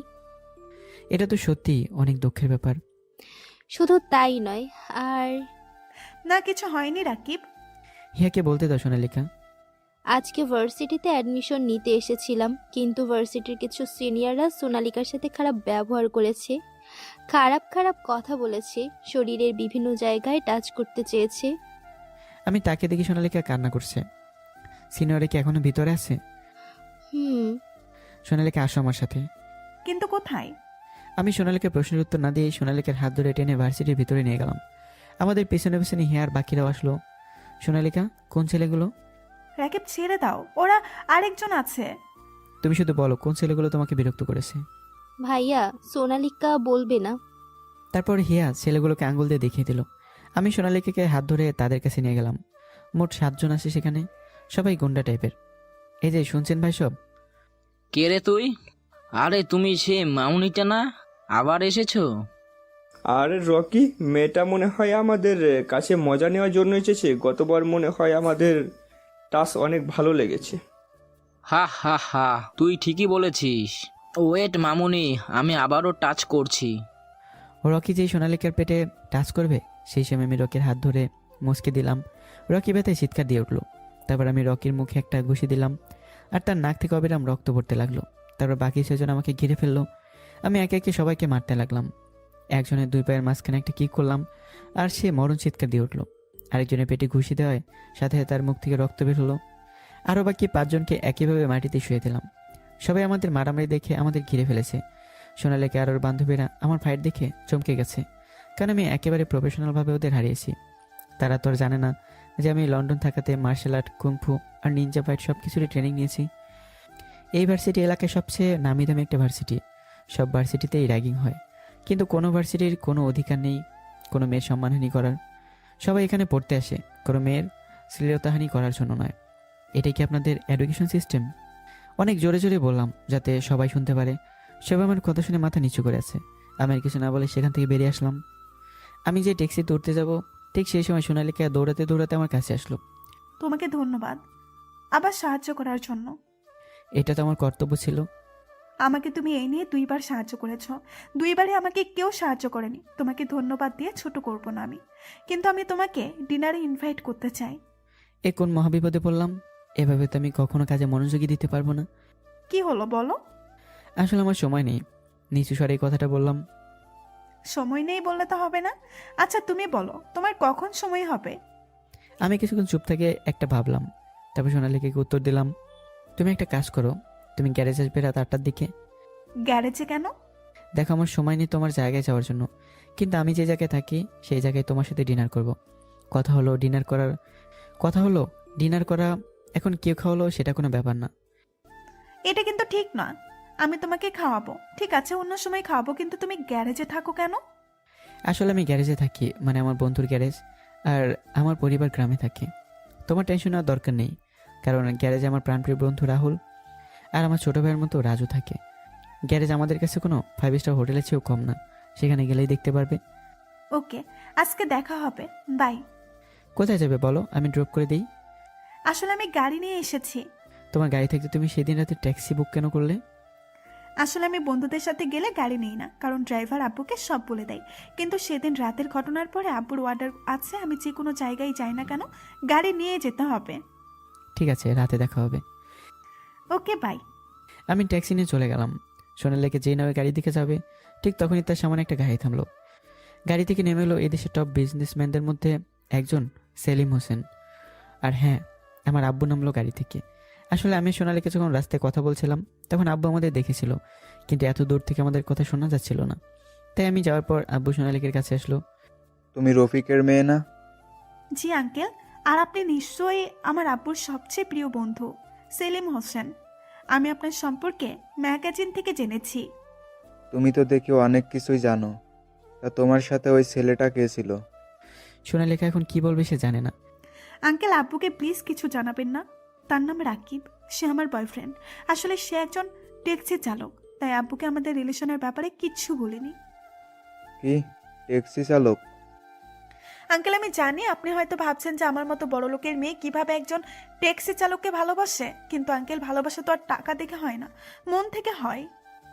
ঠিক আছে, যাও। তারপর সোনালীকা চলে গেল। আর আব্বু ভাবছে যে আমি একজন ট্যাক্সি চালক কিভাবে হলাম। এখন আব্বু নিজেরই খারাপ লাগছে। আর অন্যদিকে সোনালীকা তার গাড়িতে বসে ভাবছে যে সে কী বললো একটু আগে। সে কোনো কিছু না ভেবে উল্টাপাল্টা বলল, তবে তার ভালোই লাগিছে আমার ব্যাপারে এইসব বলে। আজকে সোনালীকাকে দেখে আমি পুরো ফিদা, কারণ সে একটা সাদা লেহেঙ্গা আর সাথে ম্যাচিং চুড়ি। কে যে সুন্দর লাগছে তা বলে বোঝানো সম্ভব না। মনে হচ্ছে একটা সাদা পরি গাড়ি থেকে নেমে আমার দিকে হেঁটে আসছে। আমি যেন এক ঘোরের মধ্যে আছি। আমার ঘোর কাটলো সোনালীকা ধাক্কাতে। কি হলো, এভাবে কি দেখছিলে? কই কিছু না। তা আজকে আমাকে কেমন দেখাচ্ছে বললে না তো? মনে হচ্ছে একটা সাদা পরি আমার কাছে এসেছে। কি যে বলো না, আমার লজ্জা লাগে না বুঝি? আর লজ্জা পেতে হবে না, এখন ভিতরে আসো। চলো, কিন্তু 1 মিনিট দাঁড়াও। তারপর সোনালীকা ওর গাড়িটা ফেরত পাঠিয়ে দিল ড্রাইভারকে দিয়ে। গাড়ি পাঠিয়ে দিলে কেন? আজকে আমাকে তুমি বাসায় পৌঁছে দিবে। কিন্তু তোমার বাবা যদি রাগ করে? ড্যাড কিছুই বলবে না। আমি বলে এসেছি যে আমি আমার এক বিশেষ ফ্রেন্ডের সাথে যাচ্ছি, যার কাছে আমি ফুল সেফ। এত বিশ্বাস করো আমাকে? আবার জিগাই। রাজু আর রাহুল ঘুমোতে চলে গেল। সোনালীকা আমার রুমে এসেছে। অনেক তো রাত হলো, চলো তোমাকে বাসায় দিয়েছি। কেন আজকে রাতে তোমার সাথে থাকি? ও সোনালীকা, আমি এত বোকা নই। কেউ এক গ্লাস বিয়ার খেয়ে এত মাতাল হয় না, আমি জানি। জানোই যখন আমার কথার একটা প্রশ্ন দিবে। কি প্রশ্ন? তুমি কি আমাকে ভালোবাসো? এটা আবার কেমন প্রশ্ন? অনেক রাত হয়ে গেছে, চলো বাসায় দিয়েছি। আমি আমার প্রশ্নের উত্তর না পাওয়া পর্যন্ত কোথাও যাব না। এত জেদ তোমার? হুম। ঠিক আছে, তাহলে শোনো। I love you ever and ever. I love you so much. Will you be my dream girl for life long? Yes. বলেই সোনালীকা আমাকে জড়িয়ে ধরল। হয়েছে, এবার ছাড়ো, বাসায় যেতে হবে। চলো। তারপর আমি সোনালীকাকে নিয়ে আমার ট্যাক্সি করে তার বাসায় নিচে আসলাম। আমরা চলে এসেছি, নামো এবার। আজকে আমাদের রিলেশনের ফার্স্ট, আর আমাকে তুমি মিষ্টি মুখ না করিয়েই বাসায় পাঠিয়ে দিচ্ছ। এত রাতে আমি মিষ্টি পাবো কোথায়? আগামীকাল খাবো। আমি আজই খাবো, আর মিষ্টি তো তোমার কাছেই আছে। আমার কাছে কোথায় মিষ্টি আছে? তারপর সোনালীকা ও ঠোঁট দিয়ে ইশারা করলো। ওরে এত চালাক তুমি! এতদিন তো জানতাম ওই ডায়লগ শুধু ছেলেরা বলে, কিন্তু তুমি তা প্রমাণ করে দিলে। আমাকে আর কিছু না বলতে দিয়েই সোনালীকা তার ঠোঁট দিয়ে আমার ঠোঁট ছোড়া বন্ধ করে দিল। এভাবে কতক্ষণ ছিলাম বলতে পারবো না। সোনালীকা আমাকে ছেড়ে দেওয়ার পর দুজনেই হাঁপাচ্ছি। মিষ্টি খাওয়া হয়েছে? সোনালীকা লজ্জায় কিছু বললো না, শুধু মাথা নাড়িয়ে হ্যাঁ বললো। তারপর সোনালীকা ওর বাসায় চলে গেল। আমি গ্যারেজে চলে গেলাম। এভাবে আমার সোনালীকা দিনগুলো কাটতে লাগলো। আমি ব্যাংকে লোন মিটিয়ে আবারও লোন নিয়েছি, কিন্তু 10 লাখ টাকা। আমি সেই টাকা দিয়ে আরও 3টা ট্যাক্সি কিনে ভাড়ায় দিয়ে দিলাম। এতে করে আমার অনেক লাভই হতে লাগলো। এইদিকে রাহুলের বিয়ে হয়ে গেছে। একদিন আমি আর সোনালীকা ক্যাফেটেরিয়াতে বসে আছি। রাহুল ভাইয়েরা তো বিয়ে হয়ে গেল। তো কি হয়েছে? কি হয়েছে মানে, তোমাকে একবার আমার বাবার সাথে কথা বলতে হবে আমাদের বিয়ের ব্যাপারে। দেখো, তুমি এত বড় লোকের মেয়ে, আর আমি একজন সামান্য ট্যাক্সি চালক। তোমার বাবা তোমাকে মেনে নেবে না, তাই আমাকে বড় কিছু হতে হবে। তুমি থাকো, তোমার বড় কিছু নেই। আর এদিকে ড্যাড আমার বিয়ে নিয়ে কথা বলা শুরু করে দিয়েছে। না না, আমাকে আর কিছু সময় দাও। আচ্ছা, আর মাত্র 15 দিন সময় দিচ্ছি। তারপর যদি তুমি আমার ড্যাডের সাথে কথা না বলো, তাহলে আমি আমার ড্যাডের পছন্দ মতো ছেলেকে বিয়ে করে নিব। আচ্ছা। আমি গ্যারেজে শুয়ে শুয়ে ভাবছি যে কীভাবে আমি বড় লোক হবো, কারণ মাত্র 4টে ট্যাক্সি দিয়ে কোটিপতি হতে পারবো না। আমি আমার সমস্যাটা রাহুলকে জানালাম। তুই তো বিদেশ থেকে অনেকগুলো বিজনেসের কোর্স করেছিস, তাহলে সেই কোর্স থেকে শেখানো টেকনিক অ্যাপ্লাই কর। আমি ভাবছি একটা ছোট থেকে ফ্যাশন হাউস খুলবো, কিন্তু তার জন্য আমার এই ট্যাক্সির প্রফিট যথেষ্ট না। তুই তো আমার থেকে সাহায্য নিবি না, জানি আমি। তাহলে এক কাজ কর, ব্যাংক থেকে লোন নে। আর তোর কাছে এখন বন্ধক রাখার মতো সম্পদ আছে। না রে দোস্ত, আমি যদি ব্যাংক থেকে লোন নিই তাহলে আমাকে সেই লোন পরিশোধ করতে হবে, আর তাতে আমার প্রফিট কিছুই থাকবে না। তাহলে কি করবি? জানি না রে। এক কাজ কর, আমি আর তুই একসাথে ফ্যাশন হাউস শুরু করি, পার্টনারশিপে। তুই তো আমার থেকে সাহায্য নিবি না, কিন্তু পার্টনারশিপ তো করতেই পারি। আমার টাকা আর তোর ট্যালেন্ট সব মিলিয়ে একদম ধামাকা বিজনেস করব আমরা। আইডিয়াটা খারাপ না দোস্ত। তারপর আমি আর রাহুল মিলে একটা ফ্যাশন হাউস শুরু করি। আমি আমার যে একটা ট্যাক্সি চালাতাম সেটা আমি ভাড়া দিয়ে দিয়েছি। এখন আমি আমার পুরো মনোযোগ আমার নতুন বিজনেসে লাগাবো।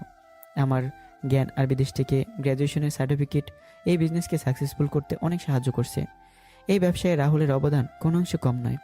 আমি সোনালেখার বাবার সাথে দেখা করি, আর তার কাছে সোনালেখার পড়াশোনা শেষ হওয়া পর্যন্ত সময় চাই, আর তিনি আমাকে মেনেও নেয়। এভাবে 2 বছর চলে যায়। এখন আমি আগের থেকে বড় লোক হয়ে গেছি। আমার এখন প্রায় 500টার মতো ট্যাক্সি আছে। আমি আমার টাকা আর ট্যালেন্টকে ঠিকমতো ইনভেস্ট করতে পেরেছি বলেই আজ আমি এত দূরে।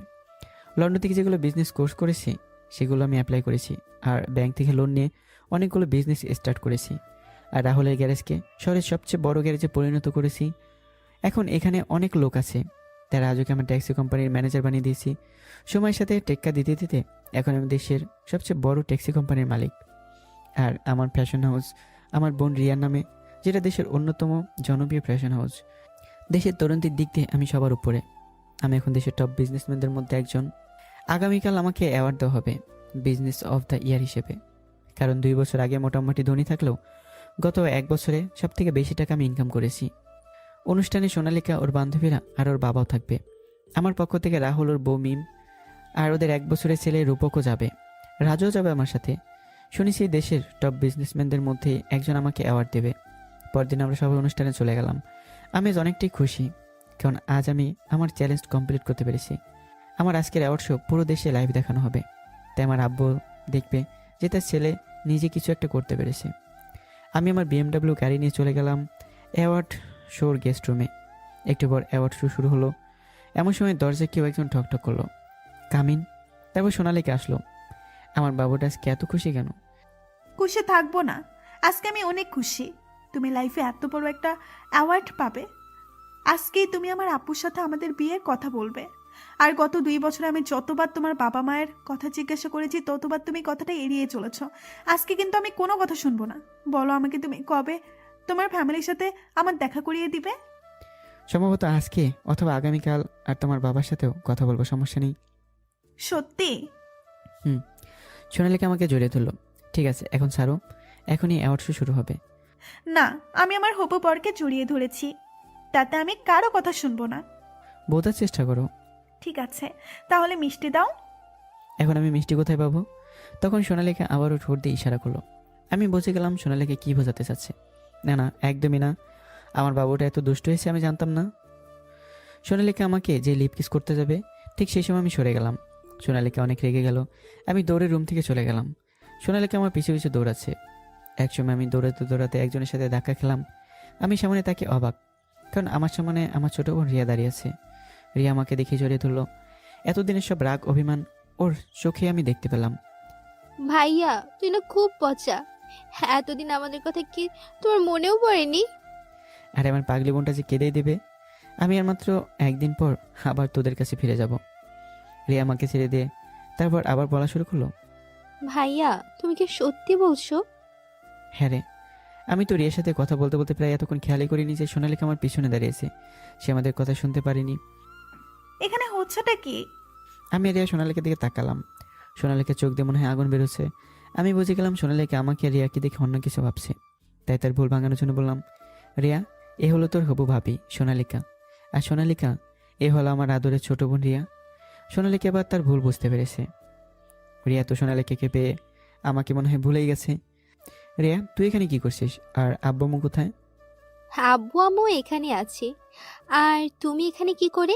এই জায়গায় তো আজকে দেশের ইয়াং জেনারেশনের আইডল টপ বিজনেসম্যানকে অ্যাওয়ার্ড দেওয়া হবে। সেই বিজনেসম্যান আর কেউ নয়, তোমার ভাইয়া। সত্যি ভাইয়া? হুম। তার মানে তুমি চ্যালেঞ্জ জিতে গেছো? হোরে! কিসের চ্যালেঞ্জ? পরে বলবো, আজকে সব জানতে পারবা। রিয়া, আব্বু আম্মু এখানে কি করছে? না না, আমি বলবো না, আজকে তোমার জন্য সারপ্রাইজ আছে। দেখা যাবে কি সারপ্রাইজ। এমন সময় মাইকে অ্যানাউন্সমেন্ট শুরু হয়ে গেছে। আমরা স্টেজের কাছে চলে গেলাম। আমার সব আপনজন প্রথম সারি চেয়ারে বসে আছে, কিন্তু আমি আব্বুকে দেখতে পেলাম না। এমন সময় মাইকে আমার নাম অ্যানাউন্স করলো। আমি স্টেজে উঠে গেলাম। আমার চোখ নিচে জনগণের ভিড়ের দিকে। আম্মু আমাকে দেখে অনেক অবাক হয়েছে। রিয়া আম্মুকে সব বলল আর সোনালিকার সাথে পরিচয় করে দিচ্ছে। আমি স্টেজের সামনের দিকে তাকিয়ে অনেক বড় একটা শখ খেলাম, কারণ আমার সামনে আমার আব্বু দাঁড়িয়ে আছে অ্যাওয়ার্ড নিয়ে। আব্বুর মুখে আশ্চর্যবোধক চাহনি দেখতে পাচ্ছি। আব্বু যেমনকে আশা করেনি, এটা আব্বুর চোখ মুখ দেখে বোঝা যাচ্ছে। মাইকে আবার অ্যানাউন্স করলো দেশের young generation icon Rakib Hasan রাজকে আজ top businessman of the year award দেবে দেশের সেরা বিজনেসম্যানদের মধ্যে অন্যতম বিজনেসম্যান সেলিম হোসেন। আব্বুর হাতে অ্যাওয়ার্ড আছে, কিন্তু আব্বুকে আমাকে অ্যাওয়ার্ড না দিয়ে এক জায়গায় সবাইকে অবাক করে আমাকে জড়িয়ে ধরলো। এতদিনের সব রাগ অভিমান আজকে সব মুছে যাবে বলে আমি মনে করি। আব্বু আমাকে ছেড়ে দিয়ে আমাকে নিয়ে মাইকের কাছে গেল। আপনারা নিশ্চয়ই ভাবছেন যে আমার আর রাকিবের মধ্যে কি সম্পর্ক আছে। রাকিব আর কেউ নয়, আমার ছেলে। গত 2.5 বছর আগে রাকিব লন্ডন ক্যামব্রিজ ইউনিভার্সিটি থেকে গ্র্যাজুয়েশন করে দেশে আসার পর আমাকে বলেছিল সে নিজের দমে কিছু করতে চায়, আমার বিজনেস সামলাবে না। তখন আমি খুব রেগে গিয়েছিলাম, তাই রাকিবকে ঘর থেকে বের করে দিয়েছিলাম। তখন রাকিব আমাকে চ্যালেঞ্জ করেছিল যে রাকিব নিজের যোগ্যতায় কিছু একটা হয়ে আমার সামনে এসে দাঁড়াবে। আজ রাকিব তার কথা রাখতে পেরেছে। আজ 2.5 বছর পর সময়ের পরিবর্তনে আল্লাহ তাআলা আমার হাতে রাকিবের অ্যাওয়ার্ড দেওয়ার সৌভাগ্য করে দিয়েছে। আজ আমি চ্যালেঞ্জ হেরে যাওয়াতে দুঃখ পাইনি, বরং আমার চেয়ে খুশি কেউ হবে না, কারণ আমার ছেলে নিজের যোগ্যতায় আজ নিজের একটা পরিচয় গড়ে তুলেছে। আজ আমি গর্বিত আমার ছেলের প্রতি। আব্বুর কথা শুনে আমার চোখ দিয়ে 2 ফোঁটা পানি গড়িয়ে পড়ল। এই পানি দুঃখের নয়, বরং আনন্দের। তারপর আব্বু আমাকে তার নিজ হাতে অ্যাওয়ার্ডটা দিল। অ্যাওয়ার্ড অনুষ্ঠান শেষ হওয়ার পর আমি আব্বু আম্মুকে সোনালিকা আর তার বাবার সাথে পরিচয় করে দিলাম, কিন্তু আমি জানতাম না যে আমার আব্বু সোনালিকার আব্বু বেস্ট ফ্রেন্ড। 1 মাস পর আমার বিয়ে হয়ে গেল সোনালিকার সাথে। এখন আমি বাসর ঘরের সামনে দাঁড়িয়ে আছি, কিন্তু আমার ভিতর ভয়ও কাজ করছে, কারণ যেই দিন অ্যাওয়ার্ড ফাংশনের দিন সোনালিকা আমার উপর খুব রাগ করেছিল, কারণ আমি আমার আসল পরিচয় তার কাছে লুকিয়েছিলাম। আমি আমার সব ভয়কে এক সাইডে রেখে এক বুক সাহস নিয়ে আমার রুমে ঢুকলাম। দেখি সোনালিকা বাঙালি বইয়ের মতো হাঁটু সমান ঘোমটা দিয়ে বসে আছে। আমার পায়ের শব্দ শুনে সোনালিকা খাট থেকে নেমে আমার পায়ে হাত দিয়ে সালাম করলো। আমি কিছু বলার আগে সোনালিকা বলা শুরু করলো, আগে উঁচু করে আসো, 2 রাকাত নফল নামাজ পড়বো। তারপর আমি উজু করে সোনালিকার সাথে 2 রাকাত নফল নামাজ আদায় করে নিলাম। এখন কিছু বলি? না, আগে আমার প্রশ্নের উত্তর দিবে তারপর। ঠিক আছে। তুমি আমাকে তোমার আসল পরিচয় কেন দাওনি? কারণ আমি চাইতাম না কেউ আমার পরিচয় জেনে আমাকে ভালোবাসুক। ও, তার মানে আমাকে কি সেরকম মেয়ে বলে মনে হয়েছিল তোমার? এই না না, আমি সেটা বলতে চাইনি। এসব কথা ছাড়ো তো, আজকে আমাদের বাসরাত। এইসব কথা বলে সময় কাটাবে কিনা? এই, সাথে যাবে? আমি তোমাকে বলছি কি, আর তুমি করছো কি? আর এত রাতে সাথে গিয়ে কি করবে যদি কেউ দেখে ফেলে? আরে কিছু হবে না, চলো তো। তারপর সোনালিকার সাথে চুপি চুপি ছাদে চলে গেলাম। সেখানে দোলনায় বসলাম। এই দোলনাটা আমার বোন বানিয়েছিল। চারটা আজ অনেক আলো দিচ্ছে না? এরকম দৃশ্য আমি কোনোদিনও দেখিনি। এখন কি আমাকে একটু মিষ্টি দেবে? অনেকদিন মিষ্টি মুখ করিনি। সোনালিকা কিছু না বলে মাথার হ্যাবোদা ইশারা করলো। বাকিটুকু আর না জানাই ভালো। মুই ভদ্র পোলা। 5 বছর পর ফারিয়া, মানে আমার মেয়ে। ড্যাডি ড্যাডি, মাম্মান আমাকে খুব বকেছে। কি, তোমার আমার এত বড় সাহস যে আমার প্রিন্সেসকে বকা দিছে? তোমার মাম্মাকে আমি বকুনি দিয়ে দেবো। ঠিক আছে, আই লাভ ইউ ড্যাড। ওরে, আমার নামে বিচার দেওয়া হচ্ছে বুঝি? হ্যাঁ, তুমি আমাকে বকেছো না, তাই আমি ড্যাডির কাছে তোমার নামে বিচার দিয়েছি। এখন ড্যাডি তোমাকে বকবে। মাই প্রিন্সেস, তুমি একটা কাজ করো, তোমার ফ্রেন্ডসদের সাথে খেলতে যাও, আর আমি তোমার আমাকে বকা দেব। ওকে। তারপর ফারিয়া খেলতে চলে গেল। তুমি আমার প্রিন্সেসকে বকেছো কেন? তুমি তোমার মেয়েকে মাথায় উঠিয়ে এত বিগড়ে দিয়েছো। তাই নাকি? সোনালিকা কমর টেনে আমার কাছে নিয়ে আসলাম। এই, কি করছো? কেন, আমার বউকে আদর করছি? না না, একদম না। ফারিয়া বলেছে তার একটা ফুটফুটে ভাই চাই, আর আমি এখন তাই করব। তাই বুঝি, কিন্তু এই প্রসেস করার আগে তোমার এই দর্শকের বলে দাও এখান থেকে যেতে। কোনো শরম লজ্জা নাই। দেখছো সিন দেখার জন্য বসে আছে। ঠিকই বলেছো।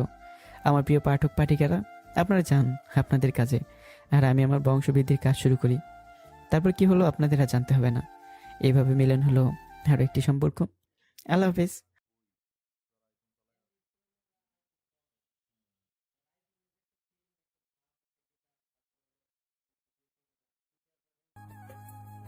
হ্যালো ম্যাম, আমি সেদিনের ট্যাক্সি চালক। সোনালিকা আর হিয়া আমাকে নিচ থেকে উপর পর্যন্ত চেক আউট করলো, তারপর কথা বলা শুরু করলো। ও আপনি বসেন। Thanks ma'am. এসব ম্যামটাম আমার পছন্দ হয় না। আমার নাম সোনালিকা, আর এই হলো আমার বান্ধবী হিয়া। আমি রাকিব, একজন সাধারণ ট্যাক্সি চালক। দেখে তো মনে হয় না। মানে? হিয়া বলতে চাচ্ছে যে আপনাকে থুকো, আপনি আমাদের থেকে 3-4 বছরের বড়। তাও আমি কি তোমাকে তুমি করে বলতে পারি? আমি কিছুক্ষণ চুপ থেকে তারপর বললাম, হ্যাঁ কেন নয়। আর আমি কি বলবো? তুই ভাই বলে ডাকিস। এই কথাটা বলার পরে হিয়া সোনালিকার দিকে অ্যাংরি লোকে তাকালো, আর হিয়া মুসকে মুসকে হাসছে। আপনাদের যা ইচ্ছে বলে রাখতে পারেন। আসলে হিয়া বলতে চাইছিল যে তোমাকে দেখে এত স্টাইলিস্ট লাগে যা কোনো ট্যাক্সি চালককে লাগে না। আপনি কি আমাকে এই কথা বলার জন্য ডেকেছেন? আমার কিন্তু অনেক কাজ আছে। আরে না না, আমি তো তোমাকে সেদিনের জন্য ধন্যবাদ জানাতে ডেকেছি। সেদিন তুমি না থাকলে যে আমার কি হতো। আরে না না, সেটা আমার একজন মানুষ হিসেবে কর্তব্য ছিল। আর হ্যাঁ, এটা নাও। তারপর সোনালিকা আমাকে আমার জ্যাকেটটা ফেরত দিল। Thanks for it. বাবা, তুমি তো অনেক ভালো ইংরেজি বলতে পারো। তা কতটুকু পড়ালেখা করেছো? এদের সত্যি কথা বলা যাবে না, মনে মনে বিড়বিড় করলাম। কি হলো বলো? হিয়া তো কিছু একটা জিজ্ঞাসা করেছে। আমি আর পড়ালেখা? আমি তো এক ফরেনার স্যারের থেকে 1 মাস ইংরেজি শিখেছি। 1 মাসে এত ভালো ইংরেজিতে কথা বলতে পারো? তোমার তো অনেক সার্ফ মেমোরি দেখছি। জি ম্যাম। আবার ম্যাম? আমাকে সোনালিকা বলে ডাকবে। আর বলো কি খাবে? আপনারাই অর্ডার দেন।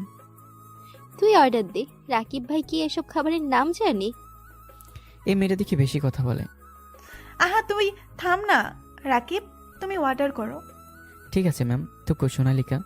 তারপর আমি 3 জনের জন্য 3টা ব্ল্যাক কফি আর স্যান্ডউইচ অর্ডার করলাম।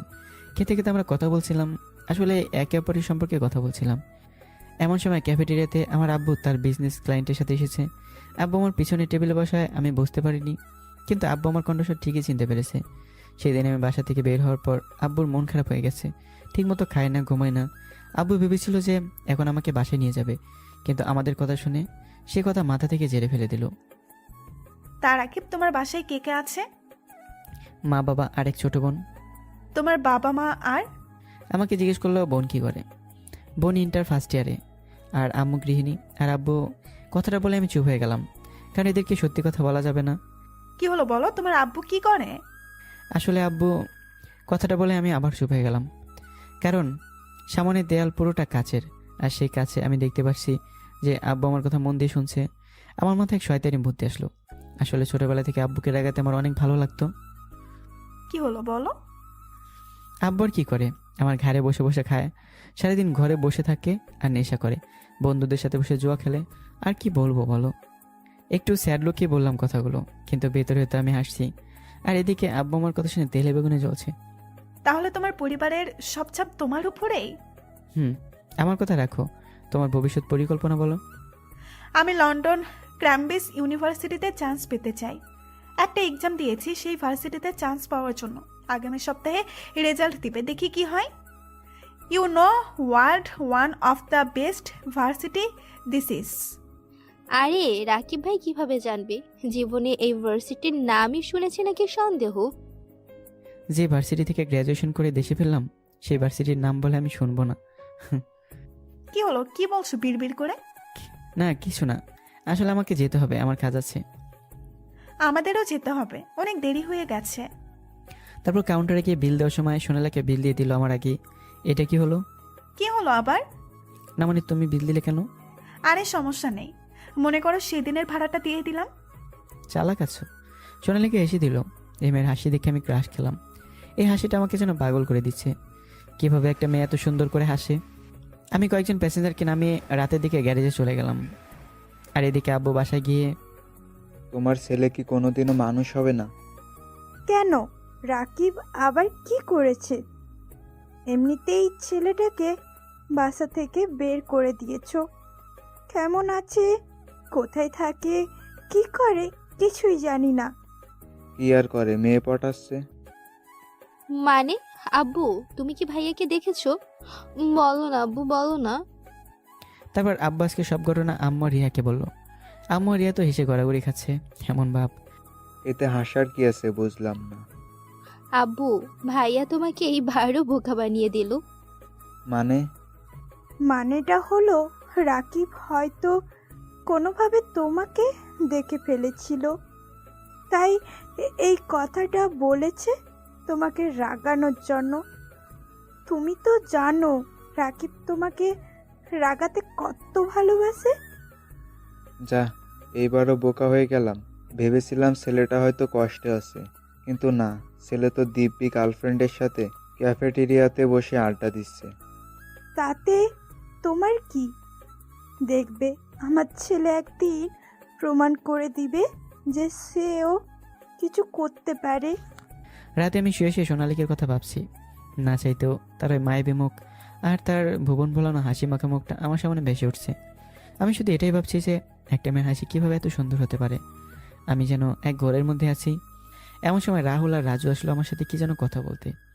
কি রে, শুয়ে শুয়ে কি ভাবছিস? ভাবছি একটা মেয়ের হাসি এত সুন্দর কিভাবে হয়। কি বললি? না না, কিছু না। ওস্তাদ, আমার মনে হয় রাকিব ভাই প্রেমে টেমে পড়েছে। কি বলছিস এসব আবল তাবল? রাজু তো ভুল কিছু বলেনি। তোর কথাবার্তায় বোঝা যাচ্ছে তুই প্রেমে পড়েছিস। ঘটনাটা কি, খুলে বলতো। তারপর আমি রাহুলকে আজকের ব্যাপারে সব খুলে বললাম। আজকে সোনালিকের সাথে আমার কি কথা হয়েছে, তারপর আব্বুর নামে কি বলেছি। আমার মনে হয় তুই মেয়েটার হাসির উপর প্রেমে পড়েছিস। স্যার, এসব বিষয় আমি এখন এসব বিষয় নিয়ে ভাবতে চাই না। তোরা জানিস যে আমার লক্ষ্য এখন বড় লোক হওয়া। ভাই চিন্তা করবেন না, আমরা আছি তো। আর আপনি অবশ্যই আপনার বাপের থেকেও বড়লোক হইবেন। তাই যেন হয় রাজু। অন্যদিকে সোনালিকে শুয়ে শুয়ে আমার কথা ভাবছে। ছেলেটা কত সুন্দর, আবার কত ভদ্রভাবে কথা বলে, কিন্তু জীবনের অনেক দুঃখ। এইভাবে এক সপ্তাহ চলে গেল। আমি আমার ট্যাক্সি নিয়ে ব্যস্ত থাকি সারাদিন। আর রাতে সোনালিকার সাথে ফোনে কথা বলি। আমি ধীরে ধীরে সোনালিকার প্রতি দুর্বল হয়ে যাচ্ছি, এটা বুঝতেই পেরেছি। একদিন সকালে আমি একজন প্যাসেঞ্জারকে নিয়ে একটি ভার্সিটিতে নিয়ে আসলাম। আমি আমার ভাড়া নিয়ে যে ট্যাক্সি নিয়ে চলে যাব, ঠিক তখনই দেখলাম সোনালিকা আর ওর বান্ধবী ভার্সিটির গেটের সামনে দাঁড়িয়ে আছে। আর সোনালিকাকে দেখে মনে হচ্ছে অনেক দুঃখী, আর মনে হচ্ছে অনেক কান্না করেছে। আমি কি যাব একবার সোনালিকার কাছে? কিন্তু আমি গেলে যদি সে অপমানিত বোধ হয়, কারণ সেখানে সবাই দামি দামি ব্র্যান্ডের জামা কাপড় পরে আছে, আর আজকে আমি লোকাল ড্রেসে স্টাইলিশ লুকে এসেছি। আসলে আমার সব ব্র্যান্ডের জামা কাপড় আমি রেখে দিয়েছি, কারণ আমার ব্র্যান্ডের জামা কাপড় দেখে আমাকে কেউ ট্যাক্সি চালক মনে করবে না। আর লোকাল ব্র্যান্ডের জামা কাপড়ই আমি স্টাইলিশ করে চালিয়ে দিই। আমি লন্ডনে থাকতে ফ্যাশন হাউসে 2 মাসের কোর্স করেছি। আসলে আব্বু জানে না যে আমি লন্ডনে থাকতে অনেক ধরনের বিজনেসের কোর্সও করেছি। আমি ট্যাক্সি থেকে নেমে সোনালিকার কাছে গেলাম। সোনালিকা, তোমার কি কিছু হয়েছে? এমন কথা শুনে সোনালিকার ওর বান্ধবীরা আমার দিকে তাকালো। সোনালিকা, তুই কি এই খ্যাতকে চিনিস নাকি? কিয়া, তুই চুপ থাক। হ্যাঁ আকিব ভাই, আসলে সেদিন সোনালিকা বলেছিল না যে সে লন্ডন ক্যামব্রিজ ইউনিভার্সিটিতে চান্স পাওয়ার জন্য এক্সাম দিয়েছে, আজ রেজাল্ট দিয়েছে, কিন্তু সোনালিকা চান্স পায়নি। এটা তো সত্যি অনেক দুঃখের ব্যাপার। শুধু তাই নয়, আর না, কিছু হয়নি রাকিব। হিয়াকে বলতে দাও সোনালিকা। আজকে ভার্সিটিতে অ্যাডমিশন নিতে এসেছিলাম, কিন্তু ভার্সিটির কিছু সিনিয়ররা সোনালিকার সাথে খারাপ ব্যবহার করেছে, খারাপ কথা বলেছে, শরীরের বিভিন্ন জায়গায় টাচ করতে চেয়েছে। আমি তাকে দেখি সোনালিকা কান্না করছে। সিনিয়রে কি এখনো ভিতরে আছে?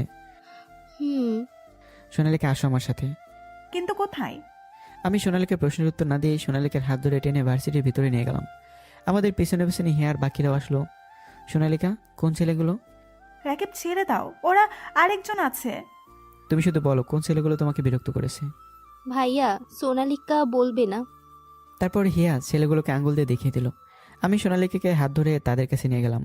মোট 7 জন আছে সেখানে, সবাই গুন্ডা টাইপের। এই যে শুনছেন ভাই সব? কে রে তুই? আরে তুমি সে মামুনিটা না, আবার এসেছো?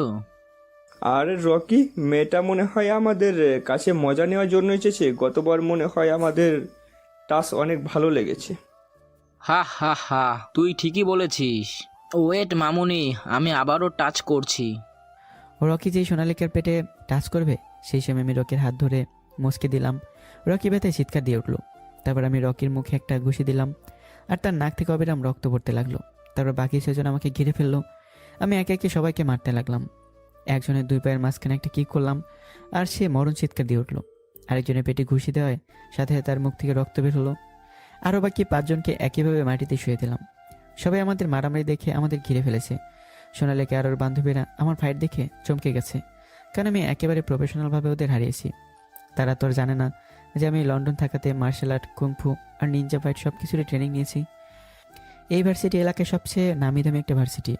সব ভার্সিটিতেই র্যাগিং হয়, কিন্তু কোনো ভার্সিটির কোনো অধিকার নেই কোনো মেয়ের সম্মানহানি করার। সবাই এখানে পড়তে আসে কোনো মেয়ের শ্লীলতাহানি করার জন্য নয়। এটাই কি আপনাদের এডুকেশন সিস্টেম? অনেক জোরে জোরে বললাম যাতে সবাই শুনতে পারে। সবাই আমার কথা শুনে মাথা নিচু করে আছে। আমি আর কিছু না বলে সেখান থেকে বেরিয়ে আসলাম। আমি যে ট্যাক্সিতে উঠতে যাব ঠিক সেই সময় সোনালিকা দৌড়াতে দৌড়াতে আমার কাছে আসলো। তোমাকে ধন্যবাদ আবার সাহায্য করার জন্য। এটা তো আমার কর্তব্য ছিল। আমাকে তুমি এই নিয়ে 2বার সাহায্য করেছ। 2বারই আমাকে কেউ সাহায্য করেনি। তোমাকে ধন্যবাদ দিয়ে ছোট করব না আমি, কিন্তু আমি তোমাকে ডিনারে ইনভাইট করতে চাই। এ কোন মহাবিপদে পড়লাম? এভাবে তো আমি কখনো কাজে মনোযোগী দিতে পারবো না। কি হলো বলো? আসলে আমার সময় নেই। নিচু স্বরে এই কথাটা বললাম। সময় নেই বললে তো হবে না। আচ্ছা তুমি বলো তোমার কখন সময় হবে? আমি কিছুক্ষণ চুপ থেকে একটা ভাবলাম। তারপর সোনালিকাকে উত্তর দিলাম, তুমি একটা কাজ করো, তুমি গ্যারেজ আসবে রাত 8টার দিকে। গ্যারেজে কেন? দেখো আমার সময় নেই তোমার জায়গায় যাওয়ার জন্য, কিন্তু আমি যে জায়গায় থাকি সেই জায়গায় তোমার সাথে ডিনার করব। কথা হলো ডিনার করা এখন কেউ খাওয়ালো সেটা কোনো ব্যাপার না। এটা কিন্তু ঠিক না। আমি তোমাকে খাওয়াবো, ঠিক আছে, অন্য সময় খাওয়াবো, কিন্তু তুমি গ্যারেজে থাকো কেন? আসলে আমি গ্যারেজে থাকি, মানে আমার বন্ধুর গ্যারেজ, আর আমার পরিবার গ্রামে থাকে। তোমার টেনশন নেওয়ার দরকার নেই, কারণ গ্যারেজে আমার প্রাণপ্রিয় বন্ধু রাহুল আর আমার ছোটো ভাইয়ের মতো রাজু থাকে। গ্যারেজ আমাদের কাছে কোনো 5 স্টার হোটেলের চেয়েও কম না, সেখানে গেলেই দেখতে পারবে। ওকে, আজকে দেখা হবে, বাই। কোথায় যাবে বলো, আমি ড্রপ করে দিই। আসলে আমি গাড়ি নিয়ে এসেছি। তোমার গাড়ি থাকতে তুমি সেদিন রাতে ট্যাক্সি বুক কেন করলে? আসলে আমি বন্ধুদের সাথে গেলে গাড়ি নেই না, কারণ ড্রাইভার আব্বুকে সব বলে দেয়। কিন্তু সেদিন রাতের ঘটনার পরে আব্বুর অর্ডার আছে, আমি যে কোনো জায়গায় যাই না কেন গাড়ি নিয়ে যেতে হবে। ঠিক আছে, রাতে দেখা হবে। Okay bye. আমি ট্যাক্সি নিয়ে চলে গেলাম। সোনালিকে যেই নামে গাড়ি দিকে যাবে ঠিক তখনই তার সামনে একটা গাড়ি থামলো। গাড়ি থেকে নেমে এলো এদেশের টপ বিজনেসম্যানদের মধ্যে একজন সেলিম হোসেন। আর হ্যাঁ, আমার আব্বু নামলো গাড়ি থেকে। আসলে আমি সোনালিকে যখন রাস্তায় কথা বলছিলাম তখন আব্বু আমাদের দেখেছিল, কিন্তু এত দূর থেকে আমাদের কথা শোনা যাচ্ছিল না। তাই আমি যাওয়ার পর আব্বু সোনালিকের কাছে আসলো। তুমি রফিকের মেয়ে না? জি আঙ্কেল, আর আপনি নিশ্চয়ই আমার আব্বুর সবচেয়ে প্রিয় বন্ধু সেলিম হোসেন। আমি আপনার সম্পর্কে ম্যাগাজিন থেকে জেনেছি। তুমি তো দেখি অনেক কিছুই জানো। তা তোমার সাথে ওই ছেলেটা কে ছিল? সোনালিকা এখন কি বলবে সে জানে না। আঙ্কেল আব্বুকে প্লিজ কিছু জানাবেন না। তার নাম রাকিব, সে আমার বয়ফ্রেন্ড। আসলে সে একজন ট্যাক্সি চালক, তাই আব্বুকে আমাদের রিলেশনের ব্যাপারে কিচ্ছু বলিনি। কি ট্যাক্সি চালক? আঙ্কেল আমি জানি আপনি হয়তো ভাবছেন যে আমার মতো বড় লোকের মেয়ে কিভাবে একজন ট্যাক্সি চালককে ভালোবাসে, কিন্তু আঙ্কেল ভালোবাসা তো আর টাকা দেখে হয় না, মন থেকে হয়। ঠিক আছে, যাও। তারপর সোনালিকা চলে গেল। আর আব্বু ভাবছে যে আমি একজন ট্যাক্সি চালক কীভাবে হলাম। এখন আব্বু নিজেরই খারাপ লাগছে। আর অন্যদিকে সোনালিকা তার গাড়িতে বসে ভাবছে যে সে কী বললো একটু আগে। সে কোনো কিছু না ভেবে উল্টাপাল্টা বললো, তবে তার ভালোই লাগিছে আমার ব্যাপারে এইসব বলে। আজকে সোনালিকাকে দেখে আমি পুরো ফিদা, কারণ সে একটা সাদা লেহেঙ্গা আর সাথে ম্যাচিং চুড়ি। কি যে সুন্দর লাগছে তা বলে বোঝানো সম্ভব না। মনে হচ্ছে একটা সাদা পরি গাড়ি থেকে নেমে আমার দিকে হেঁটে আসছে। আমি যেন এক ঘোরের মধ্যে আছি। আমার ঘোর কাটলো সোনালিকা ধাক্কাতে। কি হলো, এভাবে কি দেখছিলে? কই কিছু না। তা আজকে আমাকে কেমন দেখাচ্ছে বললে না তো? মনে হচ্ছে একটা সাদা পরি আমার কাছে এসেছে। কি যে বলো না, আমার লজ্জা লাগে না বুঝি? আর লজ্জা পেতে হবে না, এখন ভিতরে আসো। চলো, কিন্তু 1 মিনিট দাঁড়াও। তারপর সোনালিকা ওর গাড়িটা ফেরত পাঠিয়ে দিল ড্রাইভারকে দিয়ে। গাড়ি পাঠিয়ে দিলে কেন? আজকে আমাকে তুমি বাসায় পৌঁছে দিবে। কিন্তু তোমার বাবা যদি রাগ করে? ড্যাড কিছুই বলবে না। আমি বলে এসেছি যে আমি আমার এক বিশেষ ফ্রেন্ডের সাথে যাচ্ছি, যার কাছে আমি ফুল সেফ। এত বিশ্বাস করো আমাকে? আবার জিগায়। রাজু আর রাহুল ঘুমোতে চলে গেল। সোনালিকা আমার রুমে এসেছে। অনেক তো রাত হলো, চলো তোমাকে বাসায় দিয়েছি। কেন আজকে রাতে তোমার সাথে থাকি? ও সোনালিকা, আমি এত বোকা নই। কেউ এক গ্লাস বিয়ার খেয়ে এত মাতাল হয় না আমি জানি। জানোই যখন আমার কথার একটা প্রশ্ন দিবে। কি প্রশ্ন? তুমি কি আমাকে ভালোবাসো? এটা আবার কেমন প্রশ্ন? অনেক রাত হয়ে গেছে, চলো বাসায় দিয়ে আসি।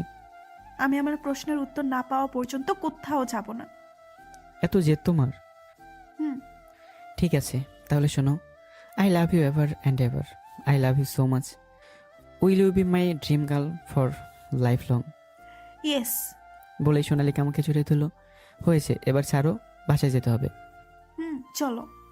তারপর আমি সোনালিকাকে নিয়ে আমার ট্যাক্সি করে তার বাসায় নিচে আসলাম। আমরা চলে এসেছি, নামো এবার। আজকে আমাদের রিলেশনের ফার্স্ট, আর আমাকে তুমি মিষ্টি মুখ না করিয়েই বাসায় পাঠিয়ে দিচ্ছ। এত রাতে আমি মিষ্টি পাবো কোথায়? আগামীকাল খাবো। আমি আজই খাবো, আর মিষ্টি তো তোমার কাছেই আছে। আমার কাছে কোথায় মিষ্টি আছে? তারপর সোনালিকা ও ঠোঁট দিয়ে ইশারা করলো। ওরে এত চালাক তুমি! এতদিন তো জানতাম ওই ডায়লগ শুধু ছেলেরা বলে, কিন্তু তুমি তো প্রমাণ করে দিলে। আমাকে আর কিছু না বলতে দিয়েই সোনালিকা তার ঠোঁট দিয়ে আমার ঠোঁট জোড়া বন্ধ করে দিল। এভাবে কতক্ষণ ছিলাম বলতে পারবো না। সোনালিকা আমাকে ছেড়ে দেওয়ার পর দুইজনে হাঁপাচ্ছি। মিষ্টি খাওয়া হয়েছে? সোনালিকা লজ্জায় কিছু বললো না, শুধু মাথা নাড়িয়ে হ্যাঁ বললো। তারপর সোনালিকা ওর বাসায় চলে গেল, আমি গ্যারেজে চলে গেলাম। এভাবে আমার সোনালিকা দিনগুলো কাটতে লাগলো। আমি ব্যাংকের লোন মিটিয়ে আবারও লোন নিয়েছি, কিন্তু 10 লাখ টাকা। আমি সেই টাকা দিয়ে আরও 3টা ট্যাক্সি কিনে ভাড়ায় দিয়ে দিলাম। এতে করে আমার অনেক লাভই হতে লাগলো। এইদিকে রাহুলের বিয়ে হয়ে গেছে। একদিন আমি আর সোনালিকা ক্যাফেটেরিয়াতে বসে আছি। রাহুল ভাইয়েরা তো বিয়ে হয়ে গেল। তো কি হয়েছে? কি হয়েছে মানে? তোমাকে একবার আমার বাবার সাথে কথা বলতে হবে আমাদের বিয়ের ব্যাপারে। দেখো, তুমি এত বড় লোকের মেয়ে, আর আমি একজন সামান্য ট্যাক্সি চালক। তোমার বাবা তোমাকে মেনে নেবে না, তাই আমাকে বড় কিছু হতে হবে। তুমি থাকো, তোমার বড় কিছু নেই। আর এদিকে ড্যাড আমার বিয়ে নিয়ে কথা বলা শুরু করে দিয়েছে। না না, আমাকে আর কিছু সময় দাও। আচ্ছা, আর মাত্র 15 দিন সময় দিচ্ছি। তারপর যদি তুমি আমার ড্যাডের সাথে কথা না বলো, তাহলে আমি আমার ড্যাডের পছন্দ মতো ছেলেকে বিয়ে করে নিব। আচ্ছা। আমি গ্যারেজে শুয়ে শুয়ে ভাবছি যে কীভাবে আমি বড় লোক হবো, কারণ মাত্র 4টা ট্যাক্সি দিয়ে কোটিপতি হতে পারবো না। আমি আমার সমস্যাটা রাহুলকে জানালাম। তুই তো বিদেশ থেকে অনেকগুলো বিজনেসের কোর্স করেছিস, তাহলে সেই কোর্স থেকে শেখানো টেকনিক অ্যাপ্লাই কর। আমি ভাবছি একটা ছোটো থেকে ফ্যাশন হাউস খুলবো, কিন্তু তার জন্য আমার এই ট্যাক্সির প্রফিট যথেষ্ট না। তুই তো আমার থেকে সাহায্য নিবি না, জানি আমি। তাহলে এক কাজ কর, ব্যাংক থেকে লোন নে। আর তোর কাছে এখন বন্ধক রাখার মতো সম্পদ আছে। না রে দোস্ত, আমি যদি ব্যাংক থেকে লোন নেই তাহলে আমাকে সে লোন পরিশোধ করতে হবে, আর তাতে আমার প্রফিট কিছুই থাকবে না। তাহলে কি করবি? জানি না রে। এক কাজ কর, আমি আর তুই একসাথে ফ্যাশন হাউস শুরু করি, পার্টনারশিপে। তুই তো আমার থেকে সাহায্য নিবি না, কিন্তু পার্টনারশিপ তো করতেই পারি। আমার টাকা আর তোর ট্যালেন্ট সব মিলিয়ে একদম ধামাকা বিজনেস করব আমরা। আইডিয়াটা খারাপ না দোস্ত।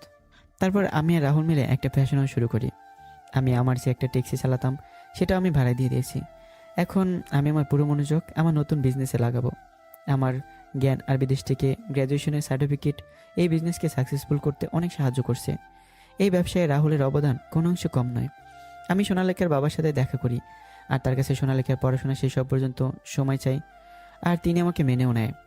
এভাবে 2 বছর চলে যায়। এখন আমি আগের থেকে বড় লোক হয়ে গেছি। আমার এখন প্রায় 500টার মতো ট্যাক্সি আছে। আমি আমার টাকা আর ট্যালেন্টকে ঠিকমতো ইনভেস্ট করতে পেরেছি বলেই আজ আমি এত দূরে। লন্ডন থেকে যেগুলো বিজনেস কোর্স করেছি সেগুলো আমি অ্যাপ্লাই করেছি, আর ব্যাংক থেকে লোন নিয়ে অনেকগুলো বিজনেস স্টার্ট করেছি। আর রাহুলের গ্যারেজকে শহরের সবচেয়ে বড় গ্যারেজে পরিণত করেছি। এখন এখানে অনেক লোক আছে, তারা আজকে আমার ট্যাক্সি কোম্পানির ম্যানেজার বানিয়ে দিয়েছি। সময়ের সাথে টেক্কা দিতে দিতে এখন আমি দেশের সবচেয়ে বড় ট্যাক্সি কোম্পানির মালিক। আর আমার ফ্যাশন হাউস আমার বোন রিয়ার নামে, যেটা দেশের অন্যতম জনপ্রিয় ফ্যাশন হাউস। দেশের তরুণদের দিক দিয়ে আমি সবার উপরে। আমি এখন দেশের টপ বিজনেসম্যানদের মধ্যে একজন। আগামীকাল আমাকে অ্যাওয়ার্ড দেওয়া হবে বিজনেস অফ দ্য ইয়ার হিসেবে, কারণ 2 বছর আগে মোটামুটি ধনী থাকলেও গত 1 বছরে সবথেকে বেশি টাকা আমি ইনকাম করেছি। অনুষ্ঠানে সোনালিকা, ওর বান্ধবীরা আর ওর বাবাও থাকবে। আমার পক্ষ থেকে রাহুল ওর বউ মিম আর ওদের 1 বছরের ছেলে রূপকও যাবে, রাজুও যাবে আমার সাথে। শুনেছি দেশের টপ বিজনেসম্যানদের মধ্যে একজন আমাকে অ্যাওয়ার্ড দেবে। পরদিন আমরা সবাই অনুষ্ঠানে চলে গেলাম।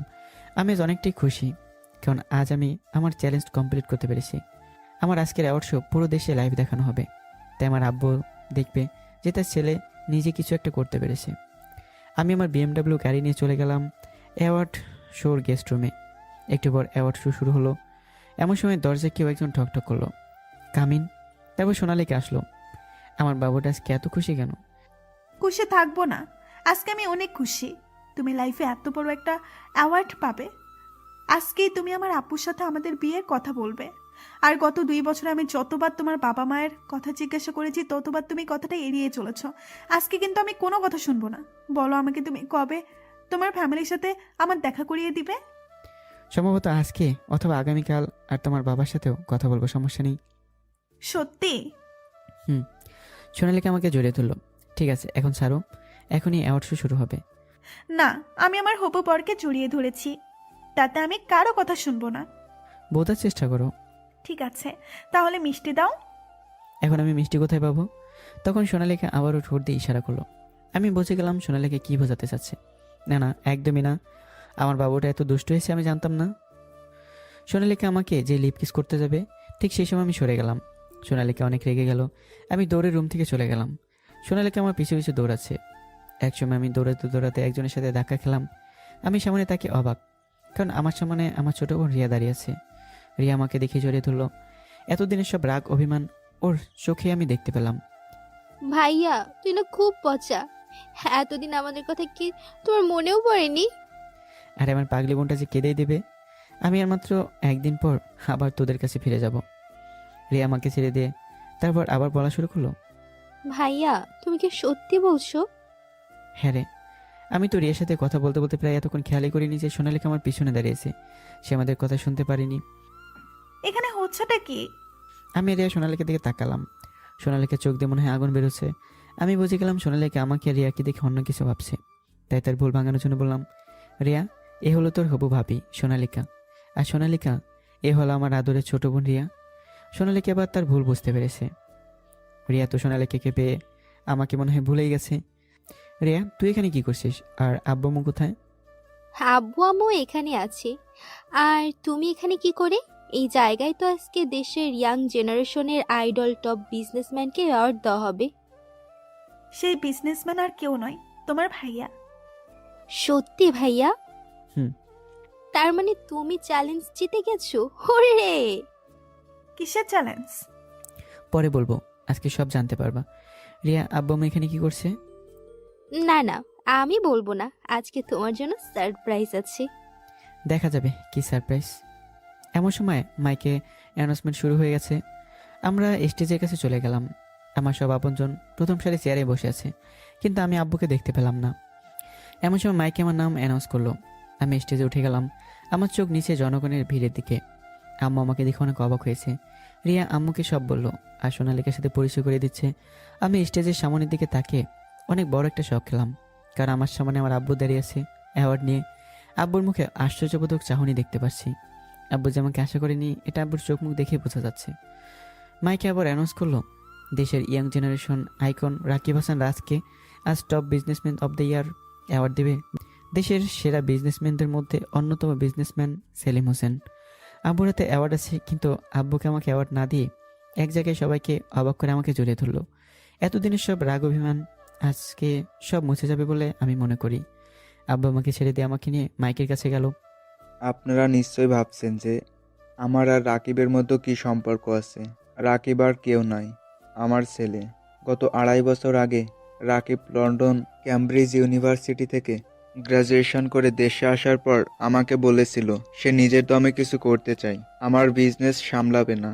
তখন আমি খুব রেগে গিয়েছিলাম, তাই রাকিবকে ঘর থেকে বের করে দিয়েছিলাম। তখন রাকিব আমাকে চ্যালেঞ্জ করেছিল যে রাকিব নিজের যোগ্যতায় কিছু একটা হয়ে আমার সামনে এসে দাঁড়াবে। আজ রাকিব তার কথা রাখতে পেরেছে। আজ 2.5 বছর পর সময়ের পরিবর্তনে আল্লাহ তাআলা আমার হাতে রাকিবের অ্যাওয়ার্ড দেওয়ার সৌভাগ্য করে দিয়েছে। আজ আমি চ্যালেঞ্জ হেরে যাওয়াতে দুঃখ পাইনি, বরং আমার চেয়ে খুশি কেউ হবে না, কারণ আমার ছেলে নিজের যোগ্যতায় আজ নিজের একটা পরিচয় গড়ে তুলেছে। আজ আমি গর্বিত আমার ছেলের প্রতি। আব্বুর কথা শুনে আমার চোখ দিয়ে 2 ফোঁটা পানি গড়িয়ে পড়ল। এই পানি দুঃখের নয়, বরং আনন্দের। তারপর আব্বু আমাকে তার নিজ হাতে অ্যাওয়ার্ডটা দিল। অ্যাওয়ার্ড অনুষ্ঠান শেষ হওয়ার পর আমি আব্বু আম্মুকে সোনালিকা আর তার বাবার সাথে পরিচয় করে দিলাম। কিন্তু আমি জানতাম না যে আমার আব্বু সোনালিকার আব্বু বেস্ট ফ্রেন্ড। 1 মাস পর আমার বিয়ে হয়ে গেল সোনালিকার সাথে। এখন আমি বাসর ঘরের সামনে দাঁড়িয়ে আছি, কিন্তু আমার ভিতর ভয়ও কাজ করছে। কারণ যেই দিন অ্যাওয়ার্ড ফাংশনের দিন সোনালিকা আমার উপর খুব রাগ করেছিল, কারণ আমি আমার আসল পরিচয় তার কাছে লুকিয়েছিলাম। আমি আমার সব ভয়কে এক সাইডে রেখে এক বুক সাহস নিয়ে আমার রুমে ঢুকলাম। দেখি সোনালিকা বাঙালি বইয়ের মতো হাঁটু সমান ঘোমটা দিয়ে বসে আছে। আমার পায়ের শব্দ শুনে সোনালিকা ঘাট থেকে নেমে আমার পায়ে হাত দিয়ে সালাম করলো।